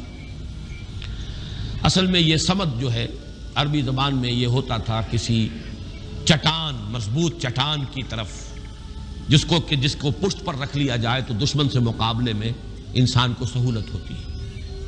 اگر آپ جیسے کہ وہ حضرت عمر کا بھی واقعہ بیان ہوتا ہے، بعض حضرات تو اس کو نہیں مانتے لیکن اکثر لوگ مانتے ہیں کہ مسجد نبوی میں خطبہ دے رہے تھے حضرت عمر، اور اس وقت شام کے ایک محاذ پر جنگ بھی ہو رہی تھی۔ اس وقت حضرت ساریہ جو امیر الجیش تھے وہ کوئی غلطی کر رہے تھے، اسٹریٹجک مسٹیک ہو رہی تھی کہ انہوں نے پوزیشن ایسی لے لی تھی کہ جو غلط تھی جنگی تدبیر کے اعتبار سے۔ تو حضرت عمر نے وہی اللہ نے کہیں دکھا دیا، اللہ کو قدرت حاصل ہے وہ دکھا دے۔ آج ٹیلی ویژن سے آپ دیکھ سکتے ہیں تو اللہ تعالیٰ بغیر ٹیلی ویژن کے آج سے 1400 برس قبل دکھا سکتا تھا۔ انہونی بات نہیں ہے کہ وہ نقشہ سامنے آ گیا، جیسے حضور فرماتے ہیں جب آپ شب معراج سفر معراج سے واپس آئے، جب سوال کیے لوگوں نے اچھا آپ مسجد اقصی میں گئے تھے، وہاں کتنی کھڑکیاں ہیں، کتنی کڑیاں ہیں، کیا ہے؟ تو اب حضور ایک دفعہ چونکے کہ اب یہ میں نے کوئی کھڑکیاں تو نہیں گنی وہاں پر، لیکن یہ کہ اگر مجمع میں آپ نہ بتا سکتے تو تالیاں پڑ جاتی۔ اس وقت اللہ نے فوراً وہ جو ہے لا کر سامنے کھڑا کر دیا وہ نقشہ، اور حضور دیکھ دیکھ کر بیان کرتے رہے یہ ایسا ہے ایسا ہے۔ تو یہ تو در حقیقت بالکل اللہ کی قدرت سے ہرگز کوئی اس میں بوجھ نہیں ہے۔ تو حضرت عمر نے وہی فرمایا ہے اور صحابہ نے سنا ہے، یا ساریۃ الجبل، یا ساریۃ الی الجبل، اے ساریہ کیا غضب کر رہے ہو، غلطی کر رہے ہو، پہاڑ کی طرف جاؤ، پہاڑ کو پشت پر رکھو۔ پہاڑ پشت پر ہو تو آپ پشت کی طرف سے اب محفوظ ہو گئے، آپ یکسو ہو کر سامنے سے دشمن کا مقابلہ کر سکتے، اور اگر اندیشہ رہے کہ کہیں پیچھے سے کوئی حملہ آور نہ ہو جائے تو وہ توجہات جو ہیں وہ منقسم رہیں گی۔ بہرحال یہی معاملہ ہے صمد کا، وہ ہستی جس کی طرف رجوع کیا جائے، جس کو پناہ گاہ سمجھا جائے، جس کی طرف اپنی مشکلات کے اندر رجوع کیا جائے، اور اس اعتبار سے پھر وہی مطلوب بن جاتا ہے، وہی مقصود بن جاتا ہے، وہی محبوب بن جاتا ہے، اسی کی عزت کی جاتی ہے، اسی کی تکریم ہوگی، اسی کا اعزاز ہوگا، اس کے سامنے انسان جو ہے وہ اپنے آپ کو جھکائے گا، جس بڑے بڑے سردار. تو یہ سمد جو ہے اس معنی میں، اور ایک سمد وہ شے ہے جس کو کھوکھلی نہ ہو، لا جوف لہو، بہت مضبوط اپنی جگہ پر توانا چٹان. ایک تو وہ چٹان ہے جو کھوکھلی ہے، لیکن یہ کہ ایک چٹان وہ ہے جو مضبوط اور بالکل سالڈ چٹان ہے. ان دونوں اعتبارات سے اللہ الصمد کا ترجمہ اب مولانا فراہی، مولانا اصلاحی صاحب کا تو یہ ہوا کہ اللہ تعالی با ہما ہے، ذات میں بے ہما، کسی سے اس کا کوئی تعلق نہیں، یکتا بلکہ اکیلا. لیکن یہ نہیں ہے کہ مخلوق سے منقطع ہے، مر گئے ہم انہیں خبر نہ ہوئی، یا یہ ہے کہ مخلوق کی دعائیں نہ سنتا ہو، مخلوق کی حاجت روائی نہ کرتا ہو. نہیں، سب کا ملجا وہی ہے، سب کا ماوا وہی ہے، سب کے لیے پناہ گاہ وہی ہے، سب کی حاجت روائی کرنے والا وہی ہے. تو وہ اللہ صمد ہے. یہ دو احد اور صمد جو ہے اس نے جڑ کر اصل میں اسی طریقے سے ایک تصور کو مکمل کیا ہے، جیسا کہ آیت الکرسی میں اللہ لا الہ الا ہو الحی القیوم، الحی اور القیوم، الحی از خود زندہ، زندہ جاوید، اور قیوم باقی پوری کائنات کو تھامے ہوئے، سنبھالے ہوئے. پوری موجودات کا یہ سارا سلسلہ یہ محتاج ہے اللہ کا. اس کی میں نے پہلے بیان کی ہے، بہترین تمثیل وہ ہے جو مولانا مناظر حسن گیلانی رحمۃ اللہ علیہ نے دی ہے. ربط الحادث بالقدیم کی مثال، اللہ کی ذات اور اس کائنات کے درمیان ربط اور تعلق کیا ہے. انہوں نے مثال دی ہے کہ آپ اپنے ذہن میں نقشہ قائم کیجئے، تاج محل کا نقشہ. جس نے تاج محل دیکھا ہو، چلیے آپ نے مینار پاکستان دیکھا، مینار پاکستان کا تصور کیجئے، ذہن میں نقشہ قائم کیجئے. یہ ذہن میں جو نقشہ قائم ہوا ہے، آپ اس کے اوپر بھی ہیں، باہر بھی ہیں، اندر بھی ہیں، پیچھے بھی ہیں، نیچے بھی ہیں، آپ ہی آپ ہیں. وہ تو اس کا وجود ہی کوئی نہیں، لیکن ہے ذہن کے اندر ایک تصور قائم ہے اس وقت. اور یہ تصور اسی وقت تک قائم رہے گا جب تک کہ آپ کے ذہن کا ارتکاز ہے، توجہ اس پر ہے. توجہ ہٹی نہیں کہ اس کا کوئی وجود ہے ہی نہیں، وجود ختم. بالکل یہی معاملہ اس کائنات کا، یہ سارا سلسلہ اس کا قیوم اللہ ہے، تھامے ہوئے، اسی کی توجہ، اسی کی عنایت، اسی کی ربوبیت، اسی کی خبرگیری، اسی کی تدبیر، یہ سب اس کو تھامے ہوئے. تو اپنی ذات میں الحی، کائنات کے لیے القیوم، اسی طرح اپنی ذات میں الاحد، اکیلا، تنہا، بے ہما، اور پوری کائنات اور جملہ موجودات کے لیے الصمد، اسی کی طرف رجوع، اسی کی طرف توجہ، وہی مطلوب، وہی مقصود، وہی محبوب، وہی حاجت روا، وہی مشکل کشا. اس اعتبار سے اس میں توحید عملی آ گئی. اسی سے مانگو، اسی سے پناہ طلب کرو، اسی کی طرف توجہ کرو. انی وجہت وجہی للذی فطر السماوات والارض، اسی سے لو لگاؤ، اسی سے حاجت روائی کے لیے سوال کرو، اسی کے سامنے مشکلات پیش کرو. یہ جو ہے پھر اسی کی عبادت کرو، اسی کی اطاعت کرو، اسی کی بندگی کرو، اسی کی توقیر کرو، اسی کی تعظیم کرو. یہ تمام چیزیں کہ جو عمل میں آ جائیں گی وہ توحید وجودی، یہ توحید عملی. قل هو اللہ احد اللہ الصمد. تیسری آیت میں ہے توحید ذاتی، لم یلد ولم یولد. میں شرک کے مختلف اقسام کے ضمن میں جو 6 کیسٹ ہیں، اللہ کا شکر ہے بہت دنیا میں عام ہوئے ہیں، اس میں یہ تقسیم بیان کر چکا ہوں. شرک فی الذات، شرک فی الصفات، اور شرک فی العمل یا شرک فی الحقوق. یہ 3 شرک ہیں. شرک فی العبادت، یہ تیسری جو نوعیت ہے، اس کے لیے شرک فی الحقوق بھی کہا جا سکتا ہے. اسی کا حق ہے کہ اس کی عبادت کی جائے، اور اسی کو اس کو شرک عملی بھی کہہ سکتے ہیں. بہرحال شرک عملی کی جڑ کاٹ دی اللہ الصمد. پہلا جو توحید کا درجہ ہے وہ بہت بلند ہے، بہت اونچا ہے. یہ حکما اور فلاسفہ کی بھی چوٹی کے لوگ، جہاں حکمت اور تصوف دونوں چیزیں جا کر جڑ جاتی ہیں، وہ ایک مقام ہے. خالص فلسفہ بھی انسان کو کہیں نہیں لے کے جاتا، اور عقل اور فکر کی بلندی نہ ہو تو تصوف بھی محض نفسیاتی ریاضتیں بن کر رہ جاتی ہیں، سائیکولوجیکل ایکسرسائزز کے سوا کچھ نہیں رہتا. اصل تصوف جس کا میں قائل ہوں وہ ہے کہ جو فکر اور فلسفے کی بھی انتہا ہو، اور پھر اس کے ساتھ یہ جو اللہ کے ساتھ انسان کا قلبی، ذہن اور قلب دونوں کے اتحاد کے ساتھ اللہ کے ساتھ ایک رابطہ. بہرحال تو یہاں جو تیسرا شرک ہے، اور جو ہمارے اس شرک کے بیان میں آتا ہے نمبر 1 پر، بدترین شرک، شرک فی الذات. اس کی بدترین صورت، فلسفیانہ صورت تو وہ ہے ہماوست، اللہ ہی نے اس کائنات کا روپ دھار لیا ہے۔ برف تھا پگھل کر پانی بن گیا، اللہ تھا اس نے ہی اس کائنات کا روپ دھار لیا۔ اب اللہ کہاں ہے؟ یہی کائنات اللہ ہے۔ اللہ پانی تھا وہی تو بھاپ بن گیا، اب پانی کہاں ہے؟ یہ بھاپ ہی تو پانی ہے۔ ایک یہ شکل ہے، یہ بدترین صورت ہے شرک فی الذات کی، یہ ہے وہ ہماوست، یہ جس میں کہ ہر شے خدا بن گئی، اس لیے کہ خدا ہی نے در حقیقت یہ صورت اختیار کر لی۔ یا پھر مذہبی میدان میں یہ شرک آیا ہے اللہ کے لیے بیٹا بیٹی۔ بیٹا بیٹی ایک تو یہ سمجھے اولاد جو ہے وہ جز ہوتا ہے۔ اولاد کیا ہے؟ باپ کا ایک نطفہ ہے، اسی سے تو اسی نے ڈیولپ ہو کر ایک شکل اختیار کی ہے نا۔ اور پھر وہ کفو ہوتا ہے برابر کا، سید باپ ہے تو بیٹا بھی تو سید ہی ہوا نا، مغل باپ ہے تو بیٹا بھی مغل ہے، اسی طریقے سے گھوڑا ہے تو بیٹا بھی گھوڑا ہی ہے۔ وہ تو جنس جو ہے اس میں کفو جس کو کہتے ہیں ہم، برابری کا معاملہ یہ ہے اولاد کے اندر، اس سے زیادہ برابری کا اور کوئی تصور نہیں ہے۔ اس پہلو سے لم یلد ولم یولد نے جڑ کاٹی ہے ان تصورات کی کہ حضرت مسیح کو خدا کا بیٹا بنا دیا گیا، کسی نے حضرت عزیر کو خدا کا بیٹا بنا دیا، ملائکہ کو اہل عرب جو ہے خدا کی بیٹیاں قرار دے رہے ہیں۔ یہ بیٹا بیٹی کا تصور، جیسے قرآن کہتا ہے کیسے ہو جائے گی اس کی اولاد جب کہ اس کی کوئی جوڑی نہیں، ولم تکن لہ صاحبہ، کوئی تصور نہیں۔ اور عیسائیوں میں تو خیر ایک طبقہ وہاں تک بھی گیا ہے کہ حضرت مسیح کی والدہ حضرت مریم کو بھی الوہیت میں شامل کیا ہے۔ اولین تثلیث تو یہی تھی کہ اللہ اور حضرت مریم اور حضرت عیسیٰ، بعد میں یہ کہ حضرت مریم کو نکال کر اور روح القدس کو شامل کیا گیا، God is father, God is son and the Holy Ghost یا ہولی اسپرٹ۔ یہ تثلیث ہے جو عام طور پر اب چلتی ہے، لیکن پہلے تو تثلیث کے اندر جیسے کہ قرآن مجید میں بھی ہے، حضرت مریم کو بھی انہوں نے شامل کیا تھا۔ اس اعتبار سے نوٹ کیجئے کہ لم یلد ولم یولد یہ در حقیقت توحید ذات، نہ اس نے کسی کو جنا نہ وہ جنا گیا، نہ کوئی اس کے والدین، نہ کوئی اس کی جورو، نہ کوئی اس کی اولاد۔ اس اعتبار سے وہ یکتا، تنہا، اکیلا، یونیک، انگریزی کا لفظ یونیک جو ہے وہ میں سمجھتا ہوں کہ شاید سب سے زیادہ قریب ترین تعبیر کرے گا۔ ایک یونیک ایگزسٹنس ہے جس کو کسی پر قیاس نہیں کیا جا سکتا، لا مثل لہ ولا مثال لہ ولا مثیل لہ، اس کے لیے کوئی مثال نہیں۔ لیس کمثلہ شیء وہو السمیع البصیر، اس کے مثال جیسی بھی کوئی شے نہیں ہے۔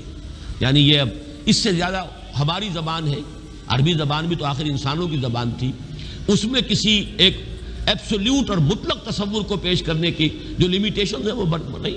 لیسا کمثلہ شیء، اب یہ اس سے زیادہ جو ہے نفی کرنا مثل کی، مثلیت کی، وہ ممکن نہیں۔ اور جیسا کہ میں نے اپنی تقریروں میں بیان کیا ہے، اس شرک پر اللہ کا غضب سب سے زیادہ بھڑکتا ہے، اس لیے کہ یہ تو ذات پہ شریک کر دیا آپ نے اللہ کے۔ چونکہ یہ فلسفیانہ ہماوست وغیرہ عرب میں وہاں موجود نہیں تھے، یہ ہندوستان کی بیماریاں تھیں، لہذا قرآن مجید میں اس کا ذکر اس انداز میں نہیں ہے۔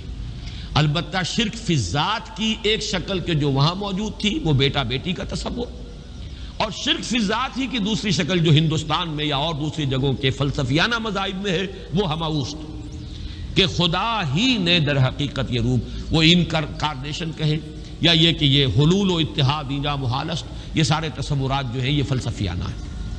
لم یلد ولم یولد ولم یکن لہ کفوا احد،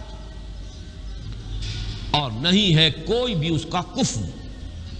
کفو کاف فے اور واو، اور کاف فے اور حمزہ، پھر یہی وہ ہے جو الف واو اور یہ جو ہے بدل جاتے ہیں، یہ ایک ہی مادہ ہے، اسی سے مکافات ہے، بدلہ، جیسا دناہم کما دانو مکافات۔ کف جو ہے کہتے ہیں ہمسر، جس کے لیے ہمارے ہاں جب علماء تقریریں کرتے ہیں تو جو ان کے خطبات ہوتے ہیں، لا ضد لہ ولا ند لہ، ضد اور ند یہ در حقیقت جو بھی ہمسر ہوگا وہ تو مقابلے میں آئے گا، وہ تو چیلنج کرے گا کہیں نہ کہیں، تو ضد بھی کہتے ہیں کسی کا حریف، ند مخالف۔ اور یہ لفظ حضور صلی اللہ علیہ وسلم نے استعمال فرمایا تھا جبکہ کسی صحابی کی زبان سے الفاظ نکل گئے، ما شاء اللہ و ما شئت، جو اللہ چاہے اور جو آپ چاہیں۔ حالانکہ اس میں ظاہر بات ہے کہ ان کی نیت میں کہیں بھی وہ بات نہیں ہو سکتی تھی کہ برابر کر رہے ہوں حضور کی مشیت کو اللہ کی مشیت کے ساتھ، لیکن یہ کہ چونکہ لفظ میں اشتباہ تھا، لفظ میں برابری سی ہو گئی ہے، ما شاء اللہ و ما شئتا، تو آپ نے فرمایا، فوراً ٹوک دیا، اجعلتنی للہ ندًا، کیا تم نے مجھے اللہ کا مد مقابل بنا دیا؟ مشیت تو ایک ہی ہے، اسی کی مشیت چلتی ہے، کتنا ہی چاہے انسان، انک لا تہدی من احببت ولکن اللہ یہدی من یشاء، آپ کتنا ہی چاہیں کسی کو ہدایت دینا، آپ کے اختیار میں نہیں ہے کہ جسے چاہیں ہدایت دے دیں، یہ تو اللہ کی مشیت ہے، اس کا اختیار ہے۔ تو کفر جو ہے، اب یہ کفر جو ہے یہ توحید صفات ہے، برابر ہوتا ہے انسان صفت میں۔ اب جیسے میں نے عرض کیا تھا نا، اور یہ تقریریں میں نے تفصیل سے کی ہوئی ہیں، ہماری مجبوری ہے، ہماری زبان میں الفاظ مشترک ہیں، صفات کے لیے وہی لفظ اللہ کے لیے استعمال ہوگا، وہی لفظ بندوں کے لیے استعمال ہوگا۔ اللہ بھی علیم ہے، انسان بھی علیم ہوتے ہیں، بلکہ علامہ بھی ہوتے ہیں۔ علامہ بہت بڑی شے ہے، حالانکہ واقعہ یہ ہے کہ علم اللہ کے لیے اور علم بندے کے لیے لفظ ایک ہے، زمین و آسمان کا فرق ہے مضمون میں۔ وہ علم ذاتی ہے، وہ علم مطلق ہے بلا نہایت، اس کی کوئی حدود نہیں ہے، وہ علم قدیم ہے، ہمیشہ سے تھا، حادث نہیں ہے۔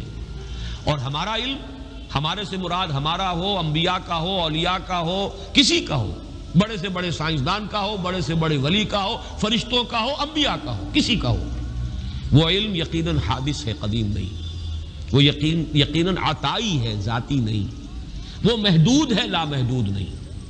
یہ تین جب شرطیں عائد کی جائیں گی اور یہ تینوں مستحضر ہوں، تب اس شرک فی الصفات سے انسان بچتا ہے اور کفر بنا دینے سے انسان بچ سکتا ہے، ورنہ الفاظ میں اشتراک ہو جائے گا۔ اور یہی اشتراک ہے موجود میں، ہم بھی موجود، اللہ بھی موجود، ہم کہاں کے موجود؟ اس کا وجود ذاتی، اس کا وجود حقیقی، اس کا وجود مطلق، اس کا وجود قدیم، اس کا وجود قائم و دائم، ہمیشہ ہمیشہ رہنے والا۔ وہ کوئی عطائی وجود نہیں ہے کہ کسی اور نے وجود دیا ہو، ہمارا وجود مستعار، دیا ہوا، عطا کردہ، لائی حیات آئے، قضا لے چلی چلے، اپنی خوشی سے آئے نہ اپنی خوشی چلے۔ ہمارا وجود محدود، ہمارا وجود عطائی، ہمارا وجود حادث، نہیں تھے ہو گئے ہیں، پھر وقت آئے گا نہیں رہیں گے۔ تو وجود کا لفظ مشترک ہے، اللہ بھی موجود اور ہم بھی موجود، وہ وجود مطلق، اور یہ جو ہے ممکن الوجود، یہ ممکنات ہے، یہ اعتباری وجود ہے، اس کے سوا کچھ نہیں۔ تو کسی بھی اعتبار سے اللہ کے ہم سر، ہم پلہ، ضد اور ند کسی کو بنا دینا، اس کی نفی ہے۔ وَلَمْ يَكُنْ لَهُ كُفُوًا أَحَدٌ۔ اب یہاں احد دیکھیے اس معنی میں آیا ہے، نفی مطلق۔ یہ بھی ادھر پہلا ذہن میرا نہیں گیا تھا، یہ احد کا لفظ جو ہے، جو میں نے استعمالات بتائے تھے، دو استعمالات تو اسی صورت میں ہیں۔ قل هو اللہ احد، وہاں وہ صفت کے طور پر آیا ہے اللہ کے لیے، اور اللہ کے سوا کسی اور کے لیے یہ صفت کے لیے لفظ استعمال نہیں ہو سکتا۔ اصل اس کا استعمال نفی کے لیے آتا ہے، نفی مطلق، لا یشرک فی حکمہ احدا فلا یشرک بعبادۃ ربہ احدا۔ یہاں پر بھی فرمایا وَلَمْ يَكُنْ لَهُ كُفُوًا أَحَدٌ، کوئی ایک بھی، کوئی بھی نہیں، سرے سے نفی مطلق ہے، اس جیسا کوئی نہیں۔ یہ ہے در حقیقت اس سورہ مبارکہ کی وہ جامعیت کہ توحید وجودی، لا موجود الا اللہ، قل هو اللہ احد، اکیلا ہے، تنہا ہے، وہ ہے اور کوئی نہیں ہے، کچھ نہیں، جو ہے وہ اعتباری ہے، کل ما فی الکون وہم او خیال او عکوس فی المرایا او ظلال، سب کا ملجا وہی، ماوا وہی۔ بڑی پیاری ہے یہ الفاظ، ایک حدیث میں دعا میں ہے یہ، لا ملجا منکا ولا ماوا الا الیک، پروردگار تیرے سوا کوئی ٹھکانہ دینے والا نہیں، پناہ دینے والا نہیں، اور تجھ سے بچ کر بھاگ کر جانے کی کوئی جگہ نہیں سوائے اس کے کہ تیرے ہی دامن میں آ کر پناہ لے لی جائے۔ لا ملجا منکا ولا ماوا الا الیک، یہ ہے لا ملجا منکا ولا ماوا الیک، یہ ہے اللہ الصمد، توحید عملی۔ نمبر 3 توحید ذات، لم یلد ولم یولد۔ نمبر 4 توحید صفات، لم یکن لہ کفوا احد، کوئی بھی کسی بھی اعتبار سے اس کا ہمسر، ہم پلہ، ضد یا ند نہیں، اس کا مشابہ نہیں۔ اس اعتبار سے آج میں نوٹ کر رہا تھا، اس جامعیت کے اعتبار سے سورہ اخلاص کے اگر کسی درجے میں مقابل آتے ہیں تو 2 آیتیں آتی ہیں، اور عجیب بات ہے یہ صورت ہے 4 آیتوں پر مشتمل، وہ 2 آیتیں۔ ایک آیت کا تذکرہ ہو چکا آیت الکرسی، خود حضور نے فرمایا ہے تمام آیات قرآنیہ کی سردار ہے، اس میں 10 یا 11 جملے بن جاتے ہیں ایک آیت کے اندر، اس لیے کہ بعض حضرات اللہ لا الہ الا ہو، اللہ سے پہلے بھی ہوا کو محذوف مانتے ہیں، ہو اللہ لا الہ الا ہو، گویا کہ پہلا جملہ ہو اللہ ہے، پھر لا الہ الا ہو یہ دوسرا جملہ ہے۔ اس طرح اگر شمار کریں گے تو 11 جملے بن جائیں گے اس ایک آیت کے اندر، ورنہ 10 تو ہے ہی۔ وہ بھی نہایت جامع ہے توحید کے بیان میں۔ اور تیسرا مقام کہیے یا دوسری آیت جو ہے، اور واقعہ یہ کہ اس کی بھی عظمت کا میرے قلب پر جو نقش ہے بہت گہرا ہے۔ 5 اسلوبوں سے توحید کا بیان ایک آیت میں ہے۔ وَقُلِ الْحَمْدُ لِلَّهِ الَّذِي لَمْ يَتَّخِذْ وَلَدًا وَلَمْ يَكُنْ لَهُ شَرِيكٌ فِي الْمُلْكِ وَلَمْ يَكُنْ لَهُ وَلِيٌّ مِّنَ الذُّلِّ وَكَبِّرْهُ تَكْبِيرًا۔ ایک آیت ہے یہ سورہ بنی اسرائیل کی آخری آیت۔ کہو کل حمد صلی اللہ کے لیے، قل الحمد للہ، کل حمد کل ثنا، یہ بھی توحید ہے اصل میں، نظری علمی توحید۔ جو خیر نظر آ رہا ہے، جو بھی ہم تک بھلائی پہنچ رہی ہے، کسی بھی ذریعے سے آئی ہو، کسی بھی سلسلہ اسباب سے متعلق ہو کر ہم تک پہنچی ہو، اس کا منبع سرچشمہ ذات باری تعالی، لہذا حمد کا سزاوار حقیقی صرف اللہ۔ قل الحمد للہ، توحید کا کلمہ ہے، بہت بڑا کلمہ ہے یہ توحید کا، اتنا بڑا کلمہ ہے کہ حضور نے فرمایا کہ التسبیح نصف المیزان والحمد للہ تملؤہ، سبحان اللہ کہنا جو ہے میزان معرفت خداوندی کا نصف ہو جاتا ہے، اور پورا پلڑا بھر جاتا ہے الحمدللہ سے۔ پھر لم یتخذ ولدا، لم یلد ولم یولد، لم یتخذ ولدا ولم یکن لہ شریک فی الملک، بادشاہی میں اختیار میں کوئی اس کا شریک نہیں، یہ توحید سیاسی۔ ولم یکن لہ ولی من الذل، اور کوئی اس کا ولی کسی کمزوری کی وجہ سے نہیں ہے، دوست اس کے ہیں، تمہارے دوست ہوتے ہیں، تم انہیں پالتے ہو، دوستیوں کو اس لیے پالتے ہو کہ شاید کل کہیں کام آ جائے، ضرورت پڑ سکتی ہے، انسانی معاملات ایسے ہیں، لہذا دوستیاں پالی جاتی ہیں، دوستوں کی غلط فرمائشیں بھی پوری کی جاتی ہیں، ان کے غلط مطالبے بھی پورے کیے جاتے ہیں، یہ کس لیے کہ کنی دبتی ہے آپ کی، اللہ کی کنی کسی سے دبتی نہیں ہے، اس کے ولی ہے لیکن اس کے کسی ذوف کی وجہ سے نہیں ہے۔ وَلَمْ يَكُنْ لَهُ وَلِيٌّ مِّنَ الذُّلِّ وَكَبِّرْهُ تَكْبِيرًا، اور اس کی تو بڑائی کرو جیسے کہ اس کی بڑائی کا حق ہے۔ یہ آیہ مبارکہ بھی میں نے صرف یہ نوٹ کرا دیا آپ کو کہ اس سورہ مبارکہ کے قریب آتی ہیں اپنی جامعیت کے اعتبار سے یہ آیات، لیکن ظاہر بات ہے کہ سورہ اخلاص ابتدا میں نازل ہوئی، ابھی چہمے گوئیاں شروع ہی ہوئی تھی، یہ کسے پوجتے ہیں، ان کا معبود کون ہے، اس کی شان کیا ہے، اس کی صفات کیا ہے، صف لنا ربک اور انصب لنا ربک، اس کا جواب بہت سادہ الفاظ میں لیکن جامعیت اس کے اعتبار سے جو اپنا منفرد مقام ہے وہ سورہ اخلاص کا ہے، اور جبکہ وہ ہمارے پاس حضور صلی اللہ علیہ وسلم کے اقوال موجود ہیں ثلث قرآن کے مساوی، اللہ تعالیٰ اس سورہ مبارکہ کا صحیح فہم گہرائی میں اس کا جو قلب کے اوپر، ذہن کے اوپر، ہماری سوچ پر، ہماری نفسیات پر جو اثرات مترتب ہونے چاہیے، اللہ تعالیٰ ان سب سے ہمیں بہرہ مند فرمائے۔ آخر میں ایک لطیفہ سنا دوں، وہ بھی ایک لطیفہ، علمی لطیفہ ہے، یاد رہے گا۔ یہ خاقانی ایک شاعر گزرے ہیں بہت بڑے فارسی کے، ان کا یہ قصہ بیان ہوتا ہے کہ وہ کہیں کسی دعوت میں کسی امیر کے ہاں مدعو تھے، تو وہاں پہلے سے کچھ لوگ بیٹھے ہوئے تھے جو رتبے میں ان سے بڑے کمتر تھے، لیکن یہ کہ جگہ انہیں ایسی ملی کہ جو اس محفل کے اعتبار سے ذرا ان کے اپنے مقام کے اعتبار سے فروغ تھی۔ تو کچھ جو ذرا ہلکے مزاج کے لوگ تھے، جن کی طبیعتوں میں ہلکا پن تھا، وہ انہیں دیکھ دیکھ کے مسکرا رہے تھے کہ آج یہ خاقانی کو کہاں جگہ ملی ہے، کس جگہ بیٹھے ہیں۔